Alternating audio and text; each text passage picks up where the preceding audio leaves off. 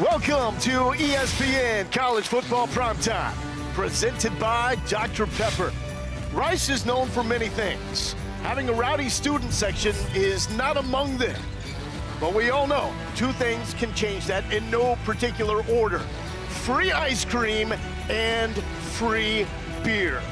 Both on the table tonight as Rice tries to dash the playoff dreams of North Texas. The Mean Green are led by a 40-year-old head coach, Eric Morris, the top freshman quarterback in college football, Drew Mestemaker, and the best freshman running back in Caleb Hawkins. Yet this is a window of opportunity that may not stay open long, as all three are expected to receive offers of more than free ice cream in the near future. Is it now or never for UNT? The race for the American is also shaping into a race for a spot in the college football playoff. The top team will host a championship game on campus.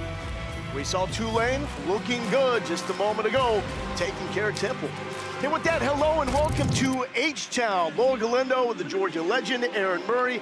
Lauren Sisler will join us from the field. Now, for 3 straight weeks, the CFP has selected a different team from the American Conference to be their AQ to represent the group of 5. This week, UNT ranked in the AP poll for the first time since 1959, yet disappointed when it was Tulane ranked by the CFP, not the Mean Green. But here's the deal. The committee obviously loves this conference. So if you're North Texas, just win the last 2, get to the championship game and win, and you're probably in. It's just that easy, but it's true, though. Like right now, I think from a college football, the committee, the fan base understand how good this conference has been the entire season. USF was the darling early on. Then it's been Tulane, but really not a lot of people still know how good this North Texas team is. So the next 3 weeks, they're going to have that opportunity to work their way into the playoff situation. They understand tonight matters. They got to take care of business against a Rice team that wants to condense the football game. But offensively, they're as good as anyone else in the country. The freshman duo between the quarterback and running back, as good as it gets out there right now. Drew Mestemaker has been magnificent. A guy that didn't even play high school football at the quarterback position. Had the magical game, 608 yards passing. Really good in the pocket, quiet footwork. Really does a nice job distributing the football to all of his playmakers. But this is the guy right here, Lowell. Caleb Hawkins has been an absolute nightmare for defenses as of late. 9 touchdowns in the last 2 games, almost 200 yards in each of those games as well. Really one of the best duos, quarterback, running back in the country, regardless of the fact that they're freshmen. Well, the team is legit.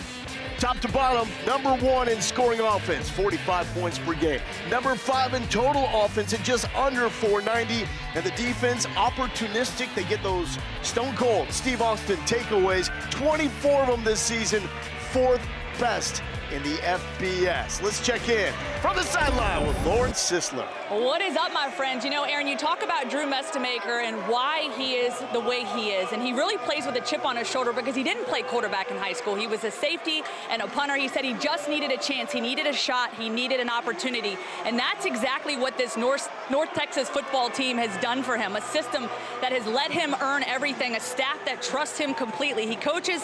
They say he's taken real ownership of this team. He's more vocal, he's more confident, and he processes the game at such a high level. They put so much on his plate. He's really become the steady hand that drives one of the most confident offenses here in the league. And every week it's a new experience, a new challenge. Now can Mestemaker handle all of this that's on the line, including a potential spot in the CFP for Eric Morris and the Mean Green. For Rice, they also are playing for a ton.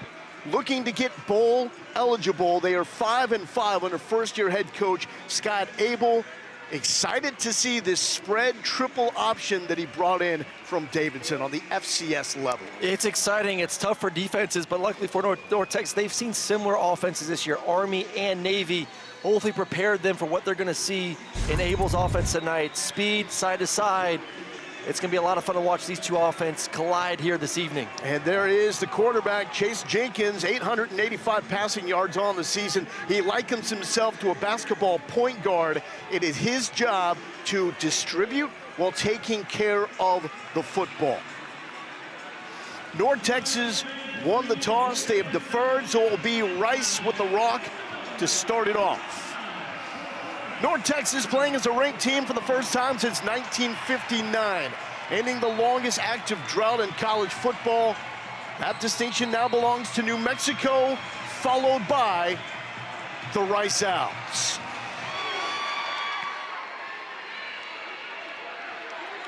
Quentin Jackson from the goal line and stumbles, loses his footing, which will be a storyline that we follow throughout this game. Slick turf here inside Rice Stadium, something that North Texas has prepared for. They've also prepared for this, the gun triple option. Scott Abel found his quarterback on the roster, but at receiver, he convinced Chase Jenkins to return to the position he played in high school. He's now the quarterback with 8 touchdowns and only 1 pick in the last 8 games. Yeah, he's an elite athlete, protects the football. This entire offense is not turning over, and you said it.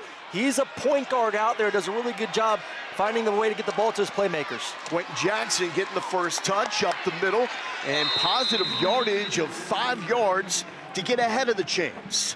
Well, that's what they're going to have to do, and I think the mentality is they're not going to huddle, but they're also not going to go super duper fast. Win first and second down. This will be for both sides of the football, and stay on the field. Your offense almost has to be like a defense as well, keeping North Texas and their offense off the field. UNT, it's a defense best known for the takeaway celebration, taking over football. The Stone Cold Steve Austin celebration, 48 cans of water crushed, 2 for each of the 24 takeaways. Option look, left side, and turning it up for the first down is Chase Jenkins, the redshirt sophomore from just down the road west of Houston and the outskirts of Katy. And this is going to be the hard part. Look at the second-level defenders. They don't know where the ball is. You have linebackers going to get the dive, and all of a sudden the speed of Chase Jenkins is able to hit the outside and get a positive gain for the first down. So it's really linebackers, secondary players have to be on their P's and Q's when it comes to eye discipline. 11-yard pickup.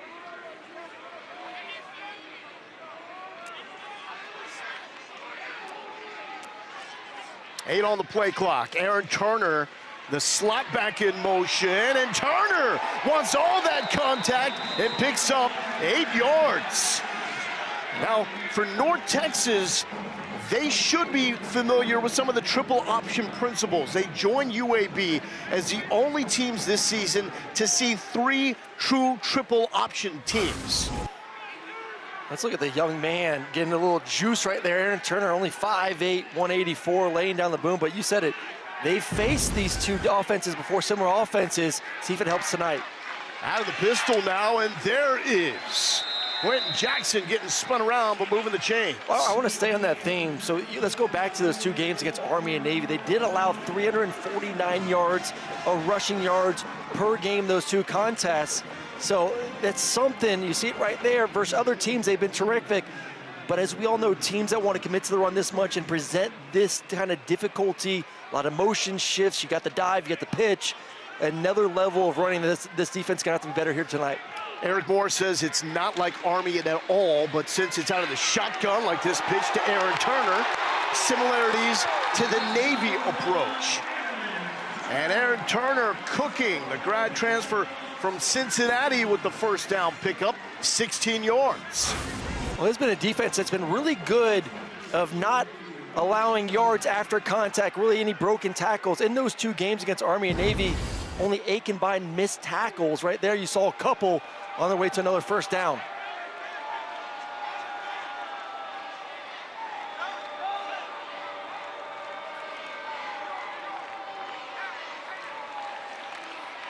Chase Jenkins looking to throw.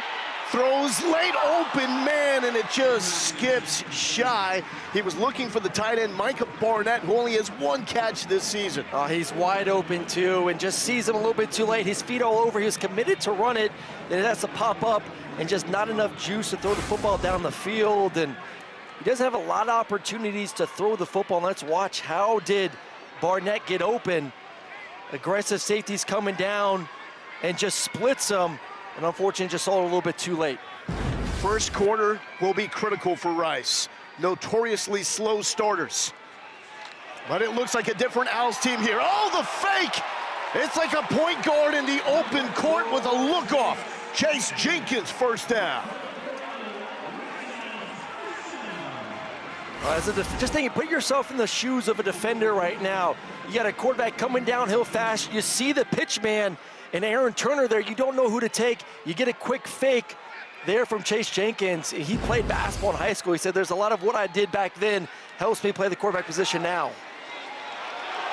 And up the gut. Low tackle made on Quentin Jackson by Patrick Smith-Young.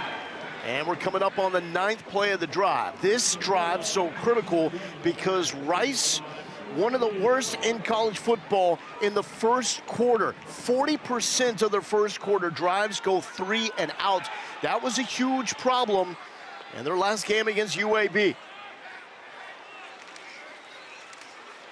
And the pitch, Aaron Turner cutting it up to the 20. The Owls now sniffing the red zone. 6 yards for Turner. What do we say, like the quarterback position, the most important position in college football, really in football in general.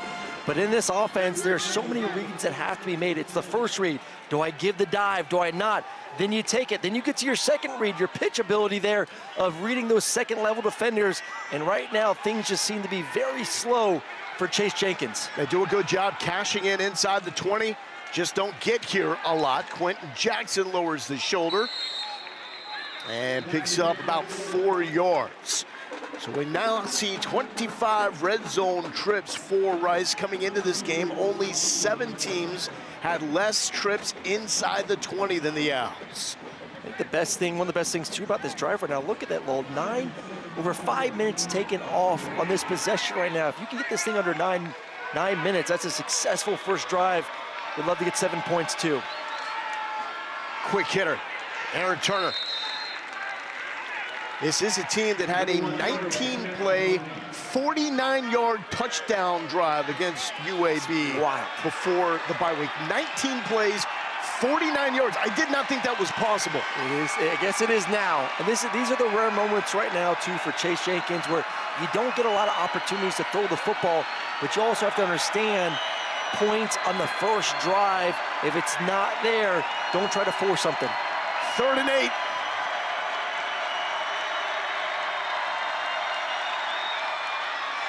Jenkins keeps, first down, more. The Owls thinking upset early.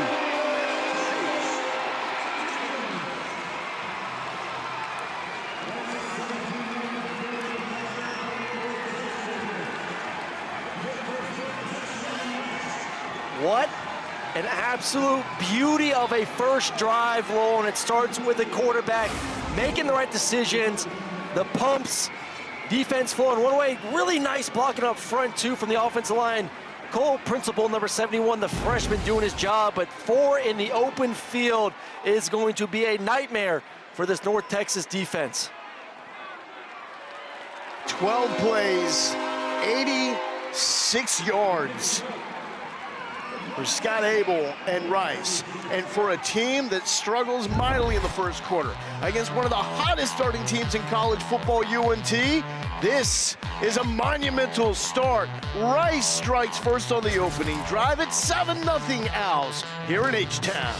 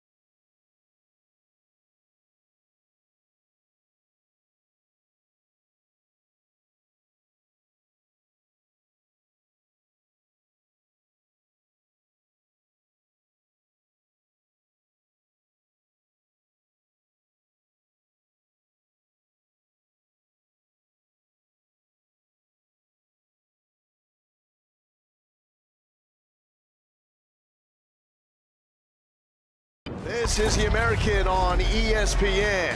Not close to a sellout here at Rice Stadium, but Chase Jenkins, the Rice quarterback, was so fired up when we asked him about the free ice cream, free beer promotion because there was a new energy around the program. They were excited that other people were excited to come see them play, whatever the promotion may be.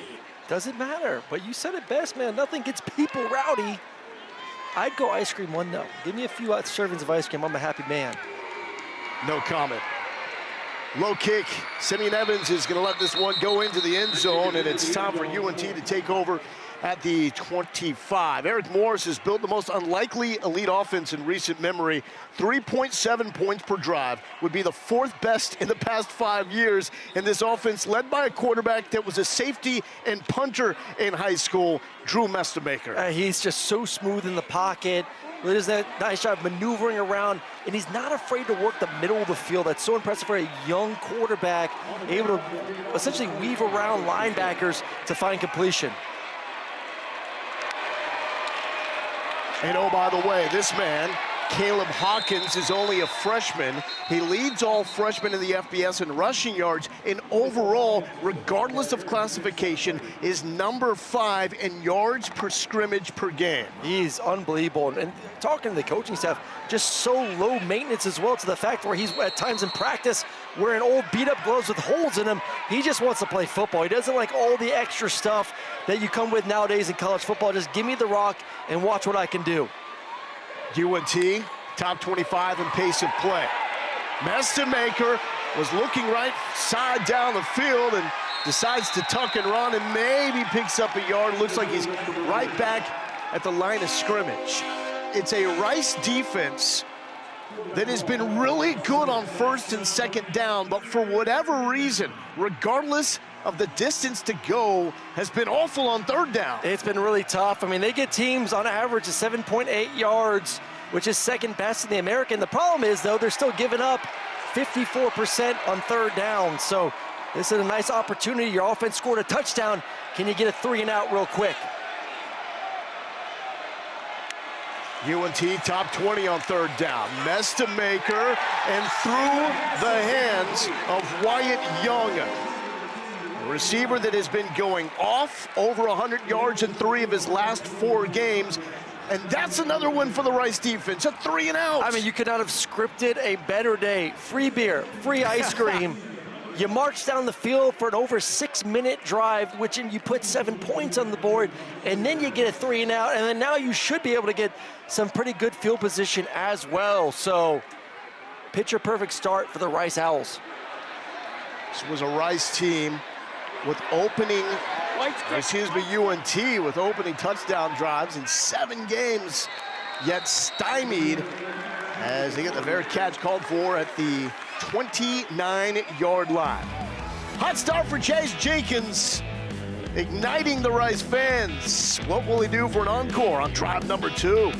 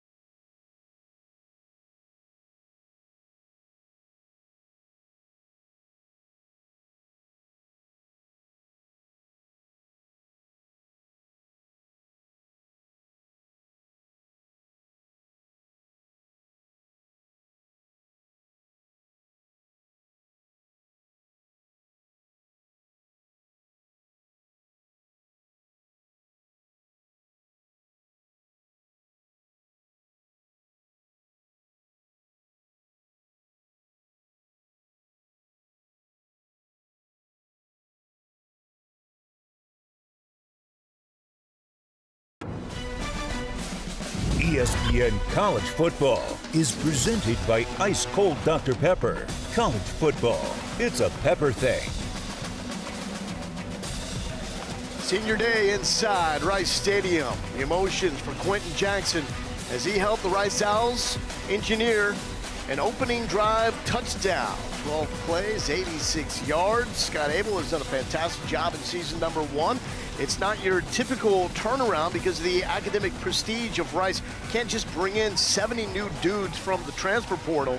So he's had to use guys that are playing different positions from what they were under Coach Bloomgrim a season ago. Case in point, Chase Jenkins, who he identified as potential quarterback when looking at the roster, seeing a receiver that played quarterback in high school.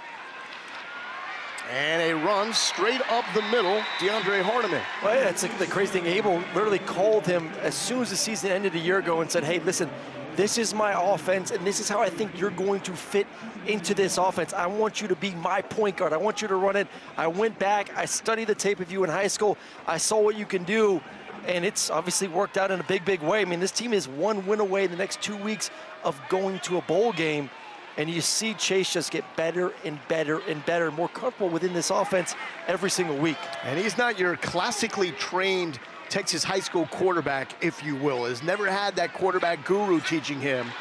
Simply an athlete at the position. Here's some of the athleticism, and what a tackle for a loss. Patrick Smith-Young bringing down Turner. And Patrick Smith is going to fly down from that safety position. We talk about linebackers having eye discipline. You're going to see him flash all the way from that third level coming down, and that's the open field tackling that this defense is so good at. And right now, this is not a comfortable position for the Rice Owls. They do not want to be third in known passing situations. Last drive, they ran the football. I would expect them to try to throw the football on this one. Look for number 6, Drayden Dickman. Only 7 teams worse in the FBS when it's 3rd and 4 or more to go. Jenkins to Turner, who's got the first down, and more. Aaron Turner will not be denied.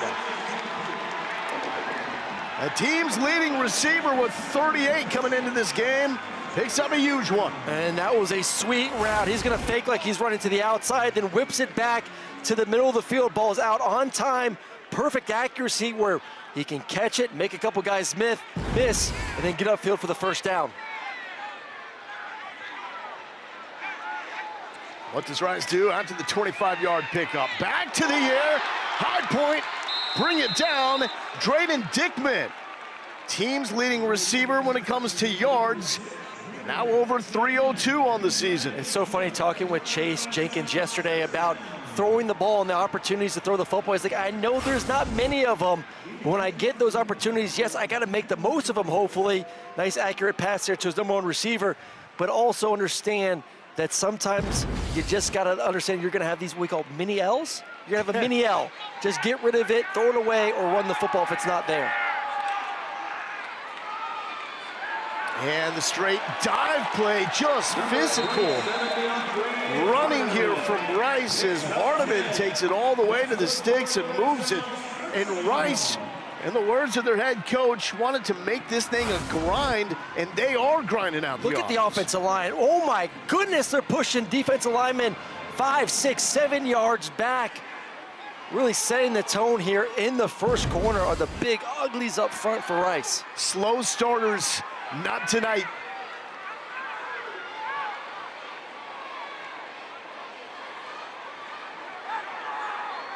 Jackson out of the shotgun. And it's Hardiman weaving through. Check that, Tyvon Byers. Right up to the first down marker. And it's nothing special. It's just essentially right there, a couple zone reads, dives, first option. It looks good. But anytime you have offensive linemen playing with energy that we're seeing right now, the entire play sheet is open for an offensive coordinator because that's number 1. If you can't stop the dive, and we can get 5, 6+ yards every single time, they're just going to keep going back and back and back to the well. Rice is also thinking, can we get to the second quarter without UNT starting a second drive?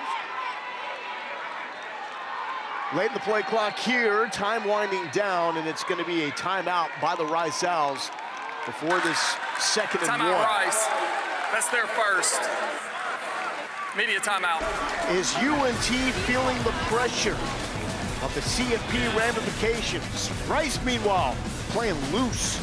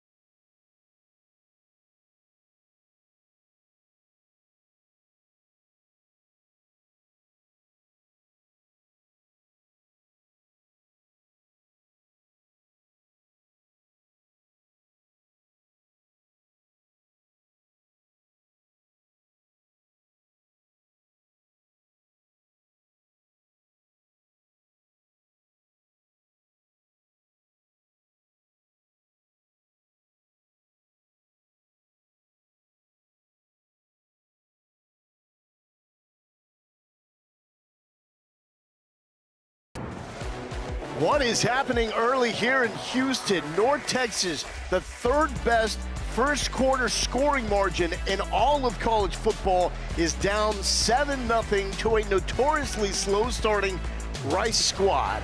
After the timeout, Owls line up for this 2nd and 1. A score on their opening drive. We're nearly through the first quarter, and this is drive 2 for the Owls. And it will go straight up the middle for the first down conversion. So it's now 10 first downs on 19 plays for the Owls. And it's just, majority of them just been right down, dive plays, follow the offensive line, let them move defenders to the second level defenders. And then just Chase has been terrific, making the right decision at the quarterback spot. And early on, this North Texas defense really has no answers. The answer typically is in the form of the takeaway, 24 for UNT, fourth most in the FBS. Jackson the tailback, and Jackson gets the carry, and still positive yards to start this thing off with a couple right up the middle. When you saw that last play too, they let the play clock go under 10 seconds. I think you said something before the last commercial break. Can you get this? Look at the yards before I said the ball control, 20 plays, 147, 1056. But can you get this to almost the end of the first quarter with UNC only running those 3 plays? Best way to beat Drew Mestemaker, don't let him touch the football. It was a 3-and-out forced by the Rice defense on UNT's opening drive. I mean, look at it again, we're under 10 seconds in the play clock right now. Jenkins, throwing all the way to the other side of the field, and Aaron Turner play nearly got blown up, and it will set up a third down. And when you talk about the tempo, first let's focus here on a UNT player that is down Timeout. near their sideline. player on the defense. Heck of a play here by Chase, just finding something. You see the athleticism to stay up, locate a receiver down the field. It looks like that could be Ethan. Yeah, Wisłowski. Yeah. So this is critical for UNT. This week, they announced that Shane Witter, the other standout linebacker, is out for the season with a knee injury. So Wisłowski has had to move over and play a different linebacker spot to make up for the loss of Witter. Yeah, he was playing more that Sam linebacker, now playing the Will linebacker in this football game. So hopefully nothing too serious and he's back in there, because they're already missing a couple of their defensive linemen as well. Bryson Haynes is out, and Zaylen Scott also out as well. So banged up in their front seven, and just landed awkwardly on that right arm. So hopefully back in this game, because right now the way that Rice is running the football, they're gonna need all the bodies they can in that front seven. Wisłowski, the junior out of McKinney, and a North Texas defense that has been battered, trying to stand tall here on 3rd and 9. 10th play of the drive.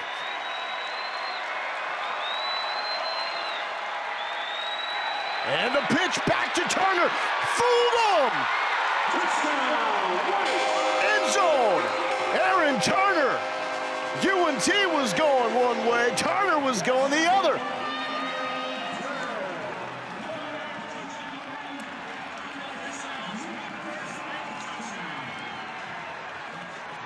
All Owls early. Misdirection, you said it best, Lo. You're going one direction. Linebackers, safeties, defensive linemen are flowing in there. It's absolutely no one to the right side of the formation as the Rice Owls get in the end zone once again to take a 14-0 lead. Extra point is up and good. It's 14-0. I don't think anybody would bat an eye if you told them that this game would be 14-0. They would say, you're crazy if it's Rice with the lead with that score this early. Well, they're doing all the right things on the offensive side of the football. They're eating up clock. But watch all these second-level defenders, the linebackers, they're all going to flow to the field, to the bottom of the screen, and then sneaking out the other side is going to be Aaron Turner. Look at everyone. Everyone's going that direction. Not so fast. And then the speed of number one, he's shown it in the run game. He showed it on a tremendous catch and run to get a first down on a 3rd and long. Quickness, decisiveness, ball in hand. He sees it, puts on the afterburners to get in the end zone. The great thing about this offensive approach and what Abel is doing here at Rice, I don't think they had that ability in week 3 and week 4. This thing is developing as the season goes on. We have a quarterback that was playing receiver a year ago. He's only going to get better and gain more confidence the more reps he sees running the offense, pitching the football, and you're witnessing it here tonight. UNT, the largest first-half deficit this year. What's on the line? Spot potentially in the American Championship game, and thus the CFP. And Dalton Carnes is brought down. Rice special teams getting after it. Well, rivalry week starts Friday at noon Eastern on ABC or the ESPN app as number 6 Ole Miss takes on Mississippi State in the Egg Bowl, followed at 3:30 with Georgia and Georgia Tech, and then at 7:30 Texas A&M and Austin against the Longhorns. And I guess it's the decision 2.0, 3.0 with Lane Kiffin will make up his mind after the Egg Bowl. Seeing some numbers that LSU could be possibly putting in front of him, just wow, but much deserved. I think he's one of the best coaches in college football. Numbers, UNT needs some of them, and that was Caleb Hawkins losing his footing. And this is something that we've seen all season long from Rice and opponents on this turf. It's slick. UNT has brought multiple types of different cleats, actually practice on grass all week long because this artificial turf is that slick. A 3-and-out on the first drive for Drew Mestamaker and UNT. On 2nd and 8, feeling pressure, heaves it wide open. The bomb hits Wyatt Young. gets away. 74-yard touchdown. Mean Green ain't backing down.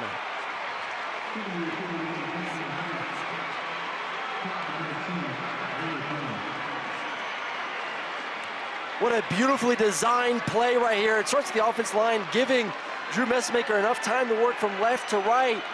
But you're gonna get a quarter safety that's gonna get gobbled up by a dig route, and then the post route is just gonna take it right over the top of that safety. And then from there, it's just a catch and race to the end zone. And the one thing about this offense, they can score, and they can score fast.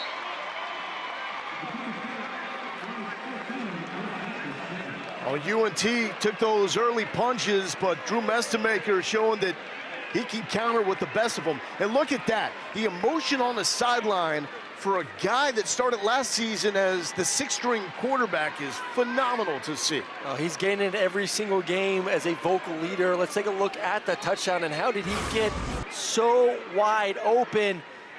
You have to watch the safety to the field. He's gonna come up when you see the dig route to his side. Safety comes up, dig route gobbles the safety, and then it's one-on-one with the corner, post route, and then a catch. Would love to see the tackle, but Wyatt Young doing his thing as well. But the timing in the pocket, and that's one of the things I talked about at the start of this game, Lowell. Quiet, calm feet in the pocket, able to get from the left side to the right side, keeping a good base, and then he can throw the ball accurately down the field. So again, this sums up how unlikely this UNT offense is. That was a high school punter and safety throwing a touchdown pass to a high school quarterback, not the other way around. Short kick, returnable for Rice. Here's Quentin Jackson. Jackson getting his seam and just brought down. And that was a potential touchdown saving tackle by Smith Young. Well, the bad thing about that last touchdown from Messmaker, which I'll never say there's anything bad about it. Yeah, come on now. But it happened pretty quick. I'm sure this defense right now is like, we need a little bit of a break. Can we get ourselves, our offense, a nice 6-minute drive to give us a breather, because we are getting pushed around right now in the first quarter with this Rice offense. So these guys need a little bit of a get to the end of this first quarter and get a breather. First two drives for Rice. Both of them going at least 10 yards, leading to touchdowns. And full steam ahead for Quentin Jackson, redshirt junior from Fort Worth. Most carries in the American without a fumble, 148. It's a ball security offense, only 7 turnovers for Rice this season. However, 3 of them have come in the past 2 games.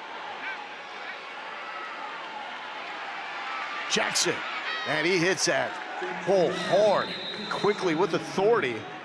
And another first down pickup for the Owls. And that should take us to the end of a wildly entertaining first quarter. Free ice cream, free beer, especially touchdowns for everybody.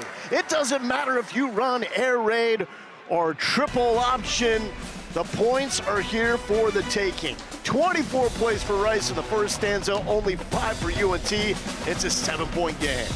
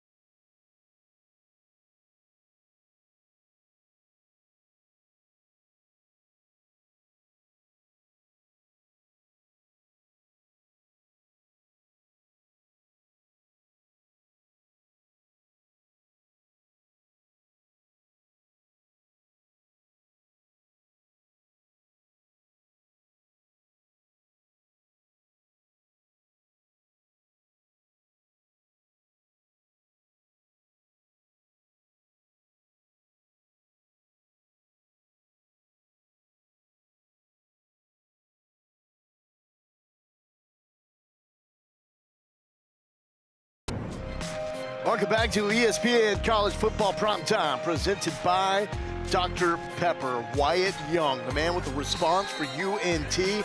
But Scott Abel and the Rice Owls locked in. 119 rushing yards in the first quarter, the most for Rice since 2013. And why not keep it on the ground if it's still working? There's DeAndre Hardiman, a freshman from North Shore High School, powerhouse here in H-Town.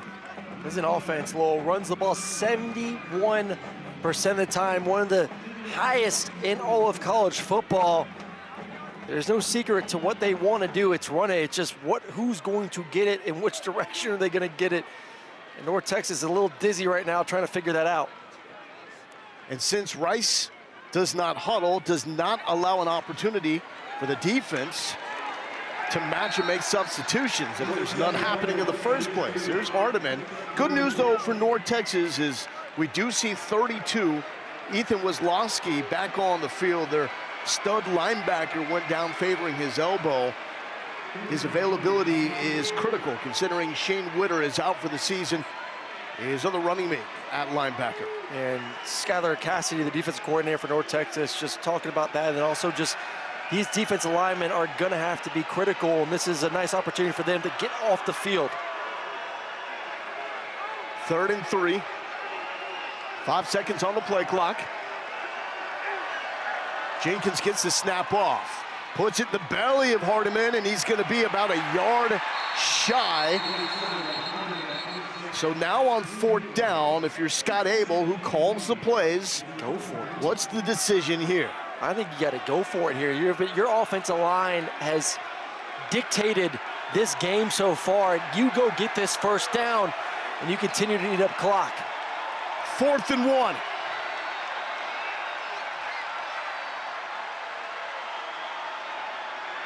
They've struggled on the season, but are 7 of 9 over the past 2 games.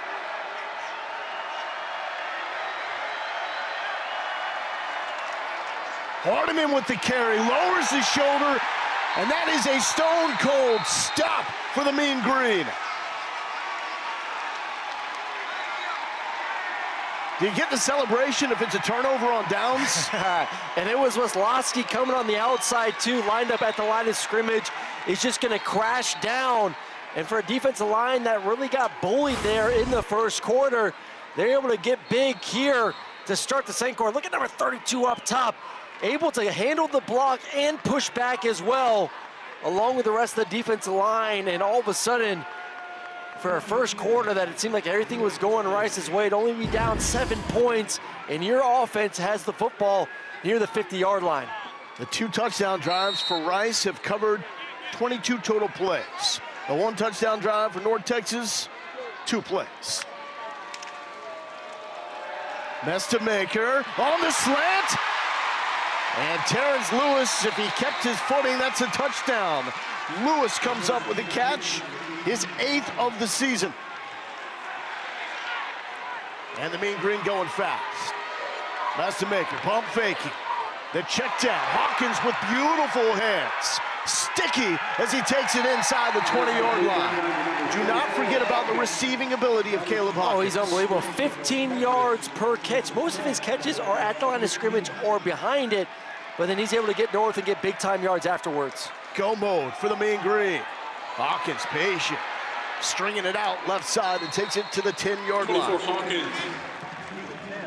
And we talk about like 5-tool athletes from a baseball, five-tool athletes, excuse me. He's every tool you could possibly want from the running back position.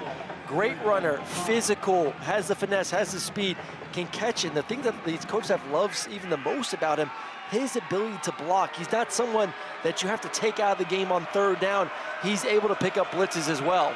Most red zone touchdowns in the FBS for the team that has more red zone drives per game than any team. Hawkins, right side, and he is dropped by Ty Morris. Ty Morris in 3, Andre Alway in 0. Those are the Rice linebackers that can wreck shop. Well, they'll play the entire game too, 95% of the snaps this season. Hawkins looking for the first down. It's close, met right at the line of scrimmage by Jack Coney, who's coming off a broken hand. Was there enough of a surge to get the requisite distance. Based on the spot, though, it looks like it should be a first down. Well, we know this. If it is fourth down, Eric Morris is going for this thing. The ruling on the field is the runner was Also, short who's of the going to line get of the game. The football, previous too? play is Number under further 24. review. One of the best in the country.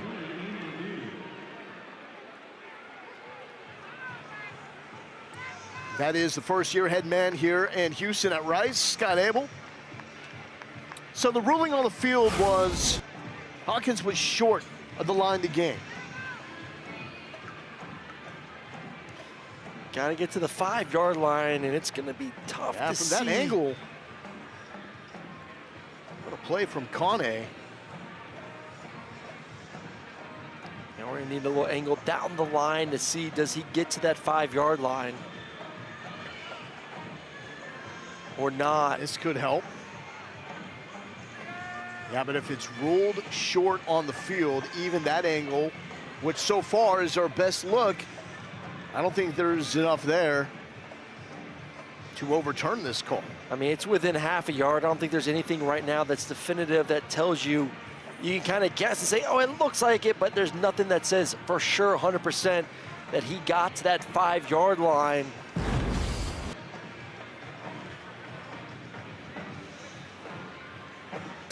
After review, the ruling on the field is upheld. Fourth down. So Eric Morris on the left, head coach for UNT. Season number 3, has him in the conversation for the college football playoff. Gonna go for it here. Caleb Hawkins, the most difficult player to tackle in the American Conference. Does he get the rock on 4th and 1? You got to. Give the number 24. He's been your guy for the past 2 weeks.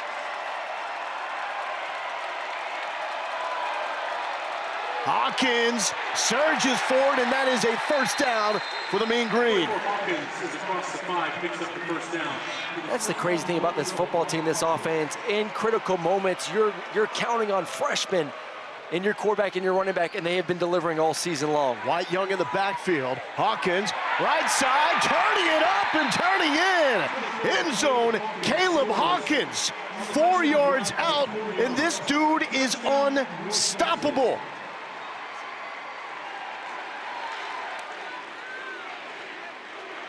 Coming off a school record 5-touchdown performance last week against UAB, picking up where he left off. Well, look right here, there's no one lined up. This is what happens to you at Temple. There's no one outside the right tackle. This is easy to log defenders, and then number 24 is gonna get in the end zone. But when you go Temple, guys do not get lined up correctly, and they took advantage for their second score of the ball game. The freshman from Shawnee, Oklahoma, the same town that gifted college football with Jim Thorpe, has now given us a new star in Caleb Hawkins. 6 for Hawkins, which makes it 10 rushing touchdowns in 3 games for the freshman.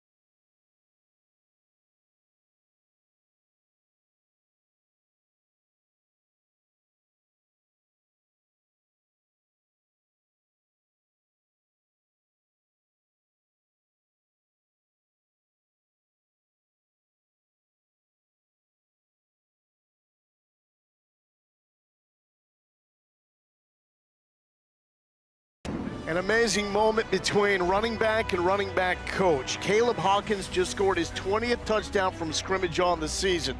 The man that he slides up to, it's on his right, is Patrick Cobbs, the legendary UNT running back. And with that 20th touchdown, he ties Cobb's UNT single season record. Woo. When that man coaches you up, you listen. Quentin Jackson looking for a response with special teams, and UNT leaving their feet to make the tackle, and that doesn't even work against Quentin Jackson. Will Jones finally forces him out.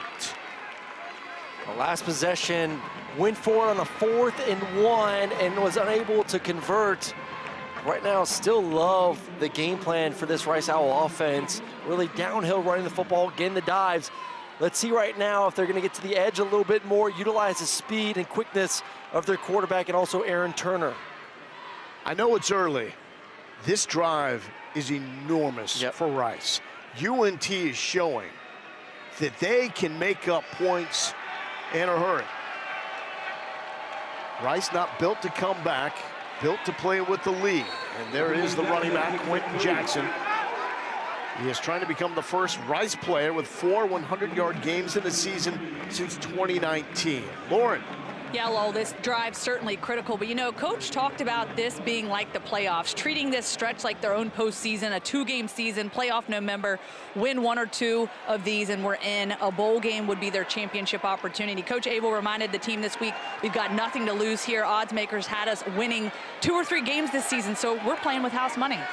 And looking good doing so. Slipping out of the tackle is Chase Jenkins. Making 2 tackles, and this is against a UNT defense that is elite when it comes to wrapping up.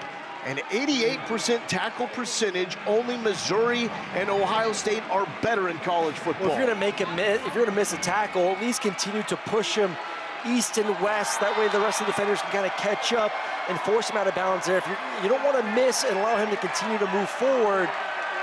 They've been actually pretty good tonight in these 3rd and longer situations. Been a good thrower, and obviously has the ability to run and get it as well.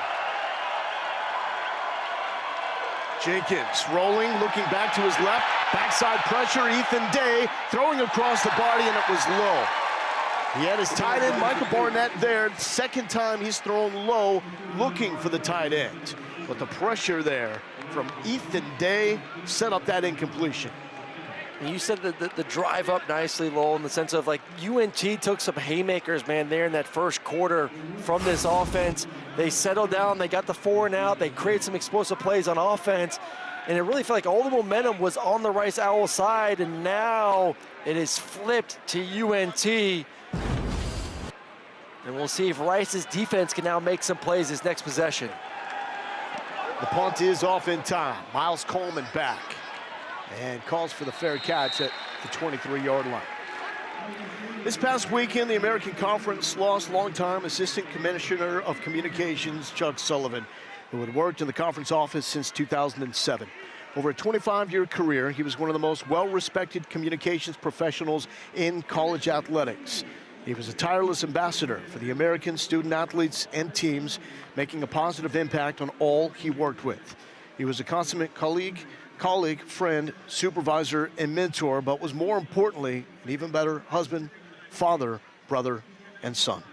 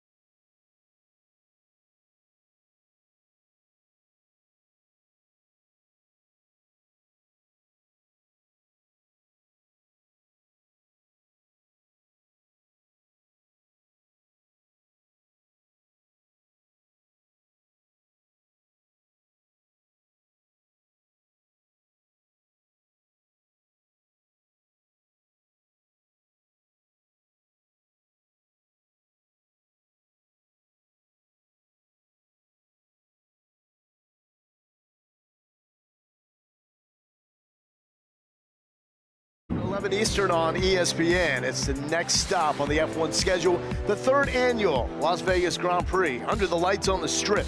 Pre-race coverage begins at 10 Eastern on ESPN, ESPN Deportes, and the all-new ESPN app. UNT, when they get going, it's F1 speed, top 25 nationally in pace of play. Messermaker fires it. That was an absolute rip frozen rope. He was looking for Brandon Young, the tight end, but Peyton Stevenson was there with the good hands. Well, you said they are F1 speed. Their 2 touchdowns took 3 minutes and 17 seconds compared to Rice's 11 minutes and 56 seconds. Try to fit it in there in a tight window. But man, like, that's the one thing that's so demoralizing against this offense. They can score in it, bam, blink of an eye. 3 and out to open up this game for Eric Morris. Doesn't happen often. And there is Caleb Hawkins. Man, they are leaning on this freshman running back out of Oklahoma. 60 carries over the past 2 games, which I love. We're seeing less of that in college football. But if you know you got a dude, give him the ball. Listen, I had a pretty good freshman running back my junior year, a guy named Todd Gurley. You know, I like throwing the football, but it was kind of nice just handing it off to Todd and watch him do his thing. I think Messermaker feels the same way every time he gives the ball to Kib. And watching number 24 go out there and dominate. Here's 3rd and 2 for UNT. Messermaker throws and hit short of the line to gain is Miles Coleman. Fantastic open field tackle from Ephraim Dotson, redshirt freshman out of Missouri City. What a play. I mean, he came down in a hurry to make this tackle. They're expecting man. They run a mesh route. Rice ends up playing zone coverage, so they see the completion and able to go down the hill to make the tackle. And they're bringing in some big old bodies right now. Is UNT to see if they can get this 4th and short situation. And Rice will try to match, so they will hold the snap here with 5 seconds on the play clock. And Eric Morris calls a timeout. And I think Morris is hot. Timeout, North Texas. That's their first. It'll be 30 seconds. Hot about the speed in which Rice made those defensive replacements. So it's about a 2 count between the time that the offense brings in a new personnel group that you have to start subbing on your defensive replacements. I think that's on UNT. They were slow to sub in the extra big body to get on the field, and smart move by Rice and then say, okay, let's slow play this out a little bit before we substitute to really put them in a bind of being able to snap this football. And now, too, defensively for Rice, you kind of are saying, like, hey, we know what formation maybe they want to get to. It looked like Wildcats. Now UNT has, if they do go for it, have to go to their next play in the play call sheet. Tulane wins today on the road at Temple.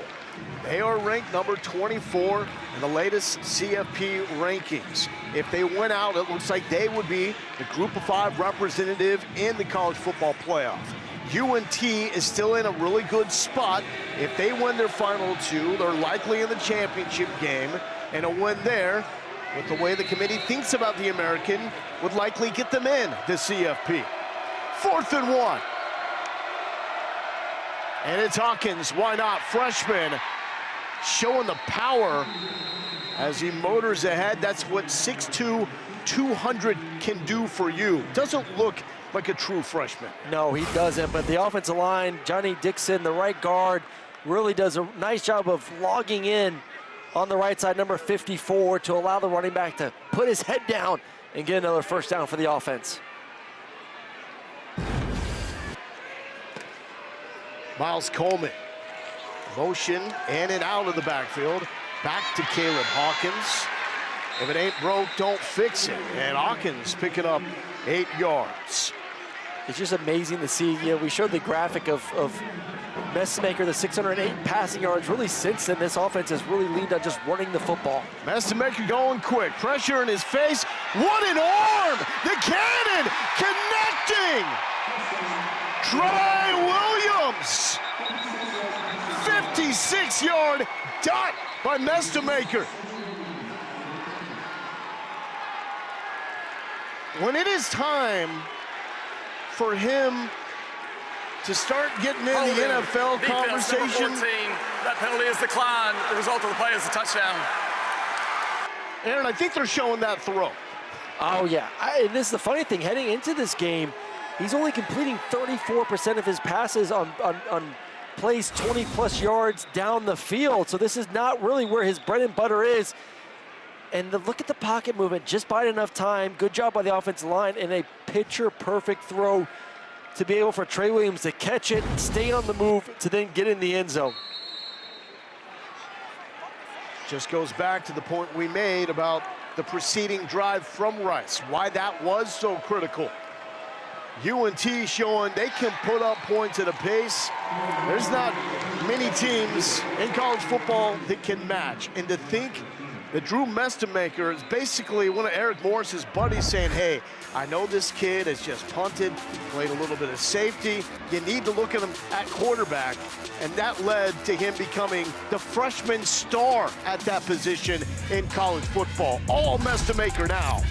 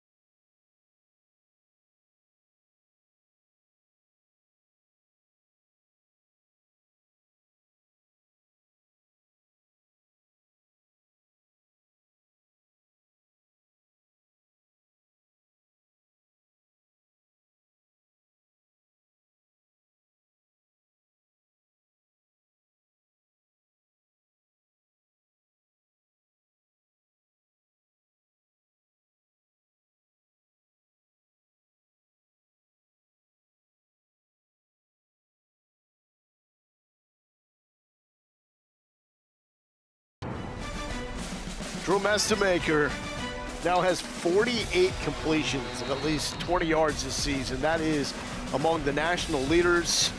Moments ago, hitting the man on the right, Trey Williams, for the 56-yard touchdown. And North Texas has scored 21 unanswered. How'd they do it? Well, they're going to clear the zone. A lot of zone coverage by this Rice defense, and you're going to run double post on the outside, post route. Post route going to take the corner and safety, and then Trey Williams is going to be at the tight end spot. He's going to wheel right around. It's an athletic tight end that can move, but the accuracy, Drew Mestemaker kind of even fading back a little bit, has the mustard to throw it up and out, and an early Christmas present right down the chimney to Trey Williams for a touchdown.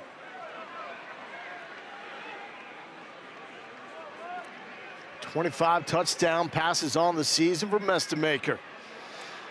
How will Chase Jenkins and the Rice Owls respond after they had all the momentum with two methodical opening touchdown drives to take the 14-0 lead? free ice cream, free beer to get the fans into this, and they were early on as Rice trying to get bowl eligible. Well, they need to keep the juice up right now, and it's been a rough second quarter. But you just got to say, hey, man, what the game plan was working early. Let's continue to stick to it, continue to run the football. And it really starts, obviously, with Chase, but this offensive line was so impressed with them early on this game. Lean on the big bodies up front. Late in the play clock. Jenkins running that speed option. The late pitch to Jackson. Tries to tippy-toe and picks up the first down. So right now, 5 minutes and 42 seconds. Your defense has just been gutted. 3 straight possessions for touchdowns. Nice read, good pitch, got the first down. But can you milk away these 5 minutes right now and just not allow North Texas to get the ball back in their hands as your defense is now on the sideline trying to figure out how to slow down UNT? UNT will get the ball to open up the second half. And he's talking about that middle lane, the last 4 minutes of the first half, the first 4 minutes of the second half. So UNT's kind of thinking, hey, if we can get off the field, get the football back, we can score fast, we get a touchdown before halftime, then we get the ball to start the second half, we can really put this game in a really bad place for Rice. And Rice is thinking the opposite. We have to own this first part of the middle eight. We have to possess the football. We got to get first downs, and we would obviously love to get some points too at the end of it. This game turned on a 4th down stop by the UNT defense. Jenkins, nowhere to go, slung down by Braden Knox, his first sack of the season.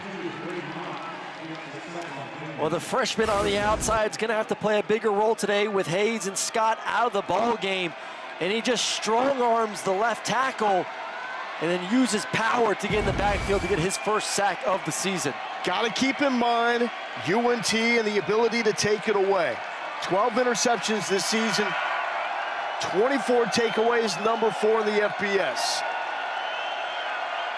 3rd and 14 here, 3-man rush. UNT backs off, Jenkins a safe place, scrambling up the middle, where he is brought down by Braden Knox. So back-to-back stops from the freshman out of Oklahoma City. That will force a punt. Well, you saw how uncomfortable Chase Jenkins is in this 3rd and long situation. He just got sacked. Doesn't really have the trust or really the offense to want to sit back there with a 3-5 step drop and push the ball vertically down the field. You see it, one look, it's not there. Let me get out of there and see if I can use my legs, and just too much to get to for the quarterback. 3 straight empty drives after opening the game with back-to-back touchdown drives. That's Alex Paqueta. And showing the boot inside the 20 where the fair catch is made by Miles Coleman. Tomorrow at 10 a.m. Eastern on ESPN, Sunday NFL Countdown. It's live from Kansas City before the Colts and Chiefs. Plus inside the 48 hours with LA that saved Baker Mayfield's career and Randy's best catches of the week, and you got Moss. Baker Mayfield, one of the quarterbacks that Eric Morris has taught when they were both at Texas Tech. Before Mayfield went to Oklahoma to wrap up his career. Discovered Cam Ward when he was coaching FCS football at Incarnate Word. I don't think anything compares to the story of Drew Mestemaker. And Mestemaker, a little stop and go, and Wyatt Young ripping through tackles, a stiff arm, he's trying to go all the way. Wyatt Young, reckless.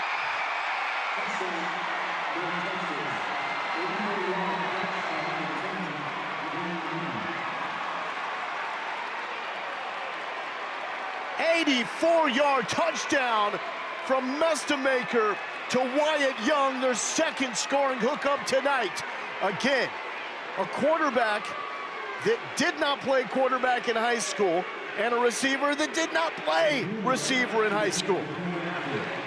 I knew he could run, but I know he can run like that. He was absolutely moving, scooting down the field was Wyatt Young, just on a simple out route, catch it, make a few dudes miss, and we talk about who can win the middle eight.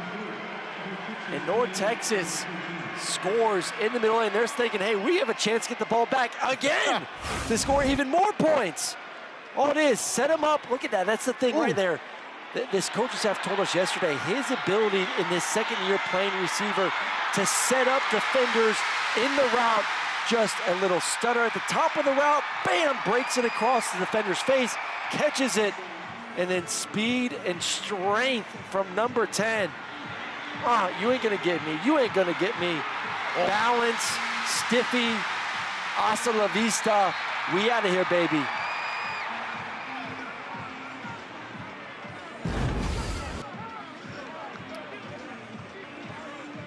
College Football Award Spotlight is brought to you by Home Depot. Mestemaker now over 3,000 yards, 3,252, fifth best in the FBS. 26 passing touchdowns, tied for 7th. He is a semifinalist for the Davy O'Brien. And by the way, averaging 42 yards per completion tonight is, that is good, correct? That's not too shabby. Jackson. Oh, Jackson is just lit up. And the hit is made by B.J. Allen Jr. from Alito. Oh, now Rice definitely needs to find a way to not allow UNT to get the ball back before halftime. You want to talk about, you just use the 42 yards per catch? Yeah. 71 yards per touchdown. 71 yards per touchdown, 3 touchdowns for Mestemaker. Mestemaker back up to begin his career. Chandler Morris, not a bad quarterback himself, was the guy for UNT last season. He's been a star for UVA. But how he started his career, even more remarkable. Rice to the ground. Tyvon Byers tries to take it past Ethan Day. So Mestemaker was playing high school football at Vandergrift High School in Austin. It's a really good program. He saw he was sitting behind a guy that ended up being the starting catcher at Baylor, so a really good athlete there. Then Deuce Adams, who, by the way, made his first career start for Louisville at quarterback, moved from New Braunfels up to Austin to play for Vandergrift. So at that point, Mestemaker knew he wasn't going to see the field, so taught himself how to punt, and he punted and played safety all district at both. Late pitch to Aaron Turner. Turner nailed at the 50-yard line, but that's the spark that UNT was trying to avoid. And Rice needed that play right there just to get some positiveness going. Love it. Defensive end crashes, quarterback pulls it, and then the oh-so-accurate pitch to the outside where the running back / tight end, or receiver, Aaron Turner can catch it and get north for the first down. Jenkins, such a fantastic depth feel for that pitch. And we'll throw to the flat, back to Aaron Turner, who is going to be the busiest playmaker outside Jenkins and Jackson. And that will take us to the 2-minute timeout. What a wild game. 28 unanswered. UNT with playoff hopes on the line.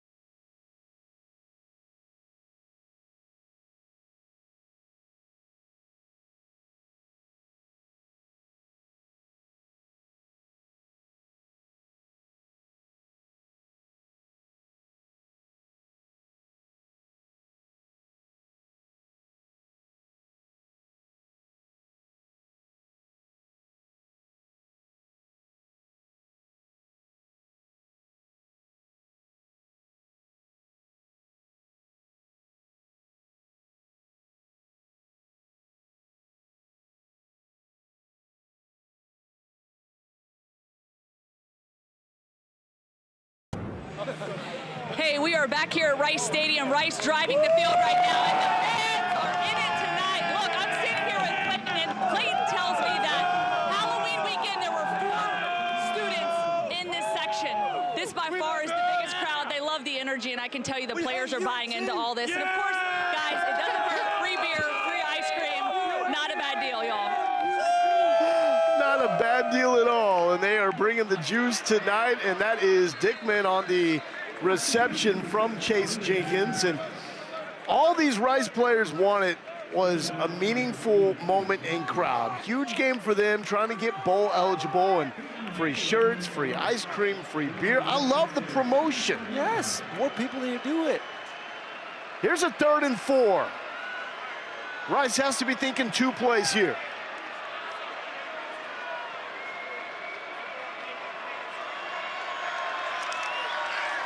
Jenkins fakes the pitch, engulfed. Ethan Weslowski knocked out with an elbow issue earlier in this half, and comes back and makes a 3rd down stop. Well, I think that ended any thought of going for it on 4th down. Weslowski's been critical. 4th down stop a few possessions ago, able to crash down below. And then right there in the open field, that is so difficult. We've seen Chase Jenkins make some defenders look silly early on in this football game. Kept a great base, was able to make the TFL. He's got 10 tackles already. Nice. That is ridiculous. It's not playing a new halftime. position too. Yeah. He's going from Sam linebacker to now playing Will linebacker. This may be his new position. Maybe he should stay there. 39 tackles in the last 3.5 games for Ethan Weslowski, junior from McKinney, Boyd High School. The big plays have been dominated by North Texas. Rice had those early methodical touchdown drives. One took 12 plays to cover 86 yards. The other took 10 plays to cover 71. And then UNT just came right back and said, you know what, we can do it with 2 plays. And it was a 2-play touchdown drive capped with a 74-yarder from Mestamaker to Wyatt Young. 150, 1 timeout. This is an eternity for UNT. McKenna to punt. There is a flag down. And that's a beautiful punt. Down by Sides at the 3-yard line. Let's figure out what the flag is about.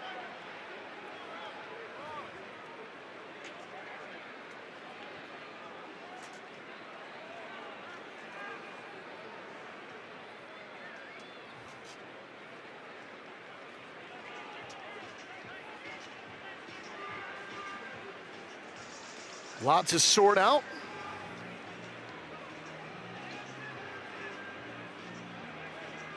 There's Eric Morris. That name has been mentioned an awful lot with this crazier than ever coaching carousel, but he is locked in on what this UNT team needs to do to reach the American Conference Championship game, win it, and take the Mean Green to the CFP, which is remarkable considering this week is the first week since 1959 that they've been ranked in the AP Top 25. So ranked in the AP poll, not in the CFP 25. That's where Tulane got the nod. But that's really a moot point. There are 2 fouls on the play, 1 by each team. Illegal formation, kicking team, more than 4 players in the backfield. During the kick, holding, receiving team, those fouls will offset. We'll replay 4th down. So do 4th down all over again. But the way that Eric Morris and this UNT program has to see it is that the selection committee has already established they love the American Conference. Oh, they because love them. 3 different teams as the AQ from the group of 5 and 3 polls. Tulane is the latest. If they just get to the championship and beat Tulane, They're in the playoffs. yeah. They're in the playoffs. Win and you are in these next 3 weeks.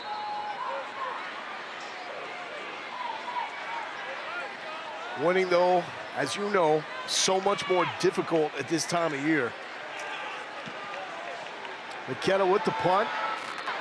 And Sides will let this one go. And it gets an awesome bounce for Rice And that will set up Mestemaker and company at the 5-yard line, and I would not be shocked if they go 95 in one play. He needed a little bit more of a challenge starting from the own 5-yard line. Let's go back and look at these 3 touchdowns. Pushing the ball vertically down the field. These receivers have done a nice job getting on top. It's not just the receivers, too. Trey Williams, the third, showing off a little speed from the tight end spot. And then the run after the catch, the giddy up, the stiffies, all the above. Wyatt Young, Mr. Do-It-All, taking it to the house.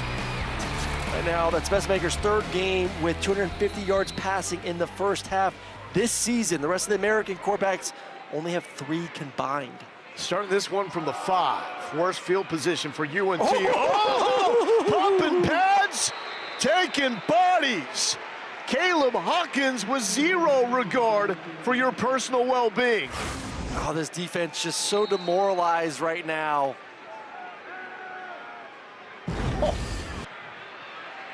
Mestemaker scrambles, odd angle, but it don't matter. He's got arm talent, and he's got a go-to, and Wyatt Young.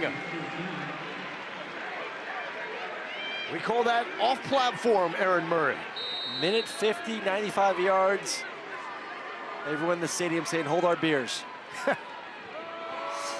Hawkins pushing his offensive lineman out of the way, got blocked up by Gabe Blair, who was pulling. And we have a timeout called.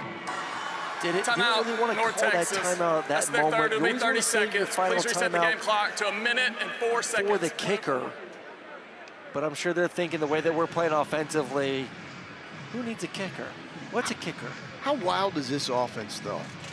3 games ago, Mestemaker goes out for 600 plus. It's one of the greatest games we've ever seen a freshman have. Yep. He's the national player of the week. And the 2 games that follow, he's good. Yeah. But there's just like, hey, we got another star in Caleb Hawkins, who has been the man with 60 carries in 2 games. Back-to-back 100-yard performances. He's got 50 yards in this game. He's almost at 1,000 for the season. He's just showing the multitude of ways they can beat you. And this all started because Eric Morris told us he was tired of this air raid system always leading the country in scoring but not winning championships. The solution, establish and doubling down on a run game, and they have found that with Caleb Hawkins. And look, still scoring the points they have. Yeah. They're just harder to stop and in contention for a conference championship. 2nd and 12, no more timeouts. The screen is almost picked off. What happened there? He was looking for his former high school teammate, Miles Coleman, and Blake Banish almost got it. Just sniffed it out. I mean, this is a team that loves to run screens. This defense knows it, and Banish just sits right back, and the big man was thinking, oh my goodness, I'm gonna get a nice interception. And look at that priceless reaction from the 5th-year senior from Needville, Texas. 3rd and 12. Mestemaker to Coleman. Coleman rocked, and he is short of the marker by 3 yards. Andre Alway and Joe Chavez there to make that hit. Offense is staying out for this 4th and 3. Yeah, I don't know if you go for it here. And it looks like if they are, they're going to take up as much time as they can. Yeah, I just don't think you want to give Rice any momentum going into halftime. You don't get it. I think the counter is, can Rice score, though, in under 30 seconds with their offense? Well, maybe get a field goal if you don't get it. You know, there's always about 7 points. Timeout, Rice. That's their 2nd. Please reset the game clock to 25 seconds.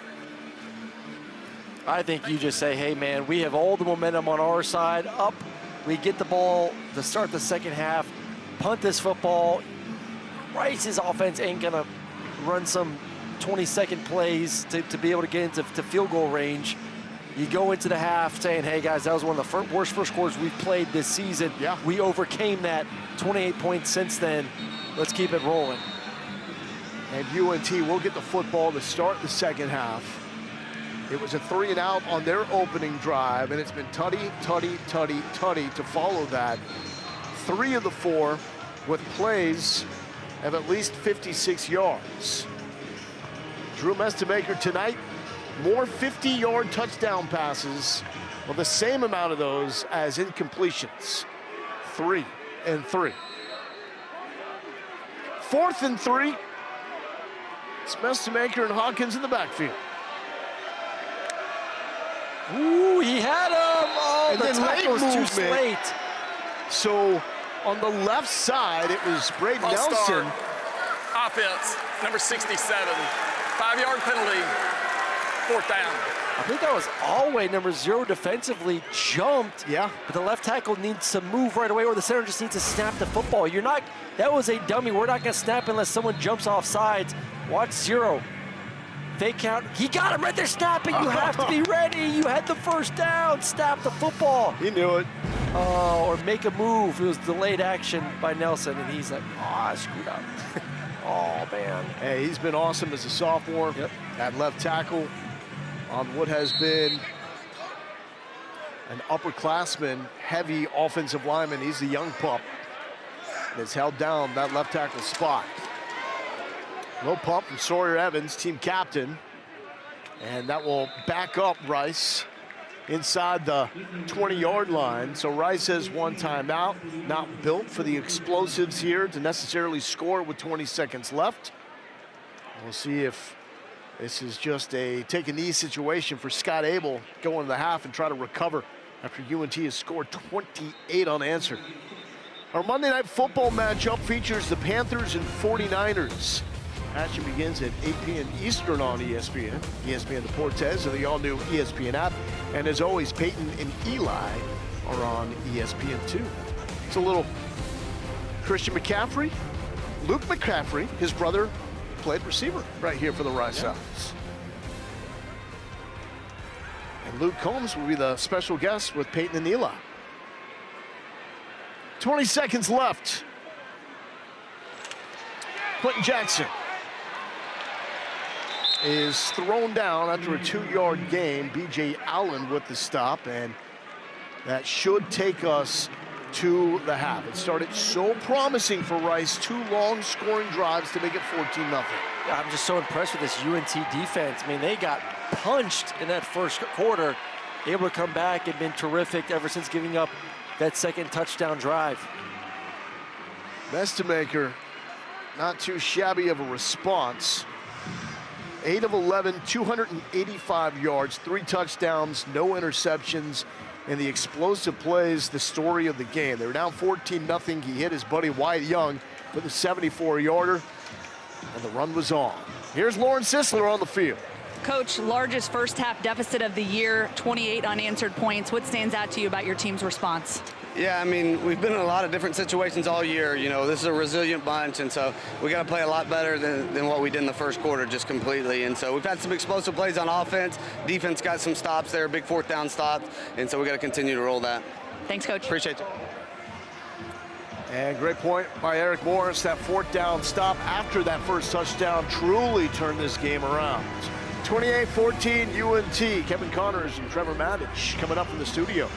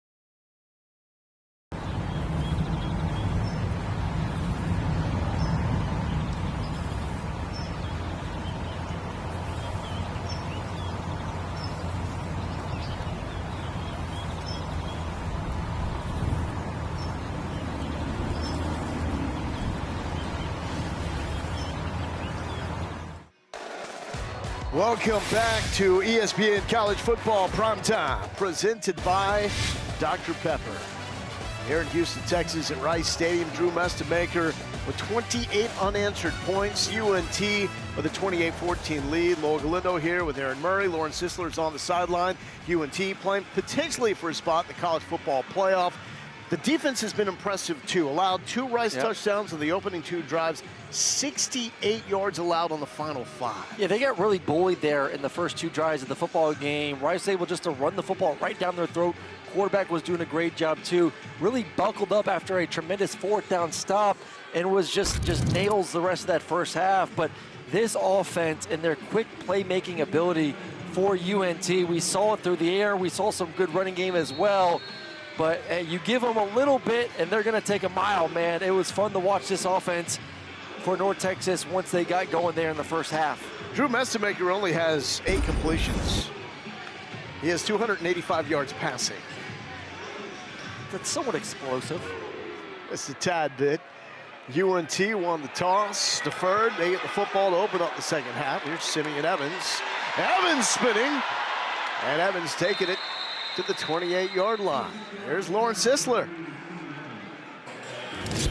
Coach Abel, you guys got off to a fast start, putting up 14. How do you create more opportunities for your football team here in the second half? Yeah, we didn't get away from what we were doing, but we stopped executing at a high level, which you need to do against a quality opponent. And we got to tackle better in space, right? We allowed them to dictate their tempo in the second quarter, and that's what it looked like. First quarter, we were able to dictate ours. Second quarter, they dictated theirs, and we didn't respond real well right then. And now, hey, make some adjustment at halftime, be ready for a second half, and I'm excited for what we have, in front of us right now, the opportunity. Thanks, Coach. Appreciate it. Hawkins opens up the second half with a 2-yard carry. Abel brings up a great point, though. It's not just a challenge for Rice to tackle UNT. It's everybody. Hawkins is the most difficult running back to tackle in the American Conference. And we've seen Wyatt go off with Yak. He's 3rd in the FBS with tackles missed off catches. So they have problematic weapons around Drew Mestemaker. And there's Hawkins with the blitz pickup to an open man. Wyatt Young again, who lowers the shoulder and wants to play bully ball. Most true freshman running backs ain't doing that in pass pro. Well, he can play all 3 downs. This is why. He's going to come all the way from the right, essentially recognizes, hey, there's pressure coming to the left side, and just comes over and stonewalls the blitzing linebacker, giving his quarterback the ability to stand in there comfortably and deliver another explosive pass down the field. His OC, Jordan Davis, telling us that Caleb Hawkins is elite at every aspect. Young goes to the sideline, and he is getting checked out after a physical run there. And man, he is so aggressive with the ball after a catch. Timeout, North Texas. It's going to lead to a timeout from Eric Morris. And there is Wyatt Young on the sideline. Here is that last catch to Wyatt Young. Just so explosive with the ball in his hands. Post catch, it's catch, get north. We saw a stiff arm earlier. We saw a little shimmy, Lauren Sisler style in the first half, and then we saw the toughness right there, lowering the shoulder, lowering the boom. 4 receptions, 223. That is a career high for Wyatt Young, sophomore from Katy, and he now has 100 yards receiving in 4 of the last 5 games.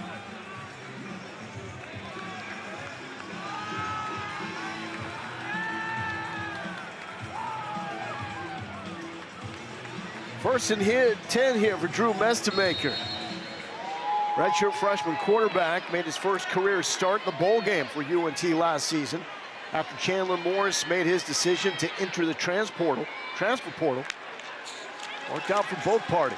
Mestemaker, middle of the field, and the adjustment made by Miles Coleman. They have known each other since playing Pee-wee football together in the Austin area. This defense wanted to make Mestemaker a quarterback post-snap. They can get through his reads, and he's doing it effortlessly right now. Hawkins sifting through tackles, punishing defenders, and takes him to the 2-yard line. Caleb Hawkins closing in on a 1,000-yard season. Already has 1 rushing touchdown. Mestamaker, the pull and the full. Your thoughts, Eric Morris? You know, he fooled himself a little bit there, actually pulling it on the zone read. Kind of actually like pulled it, stopped, like, oh no, I have the football, I gotta do something with this. This may now. work. This may work. I'm an athlete. Watch me do it. Watch this. He pulls, he's like, oh yeah, I can run. Let's go. Oh, and almost slipped, and then yay, touchdown. Party time. It is a party here inside Rice Stadium. Unfortunately for the Rice faithful that have showed up, and they've been loud since the jump, it is now the Mean Green fans who have made that 4-hour trip from Denton, Texas, north to Dallas, down here to H-Town, knowing what's on the line. North Texas understands that they went out, get to the American Championship, win that, likely in the CFP, and boy, they got the weapons to do it. Eric Morris, yeah, he's locked in.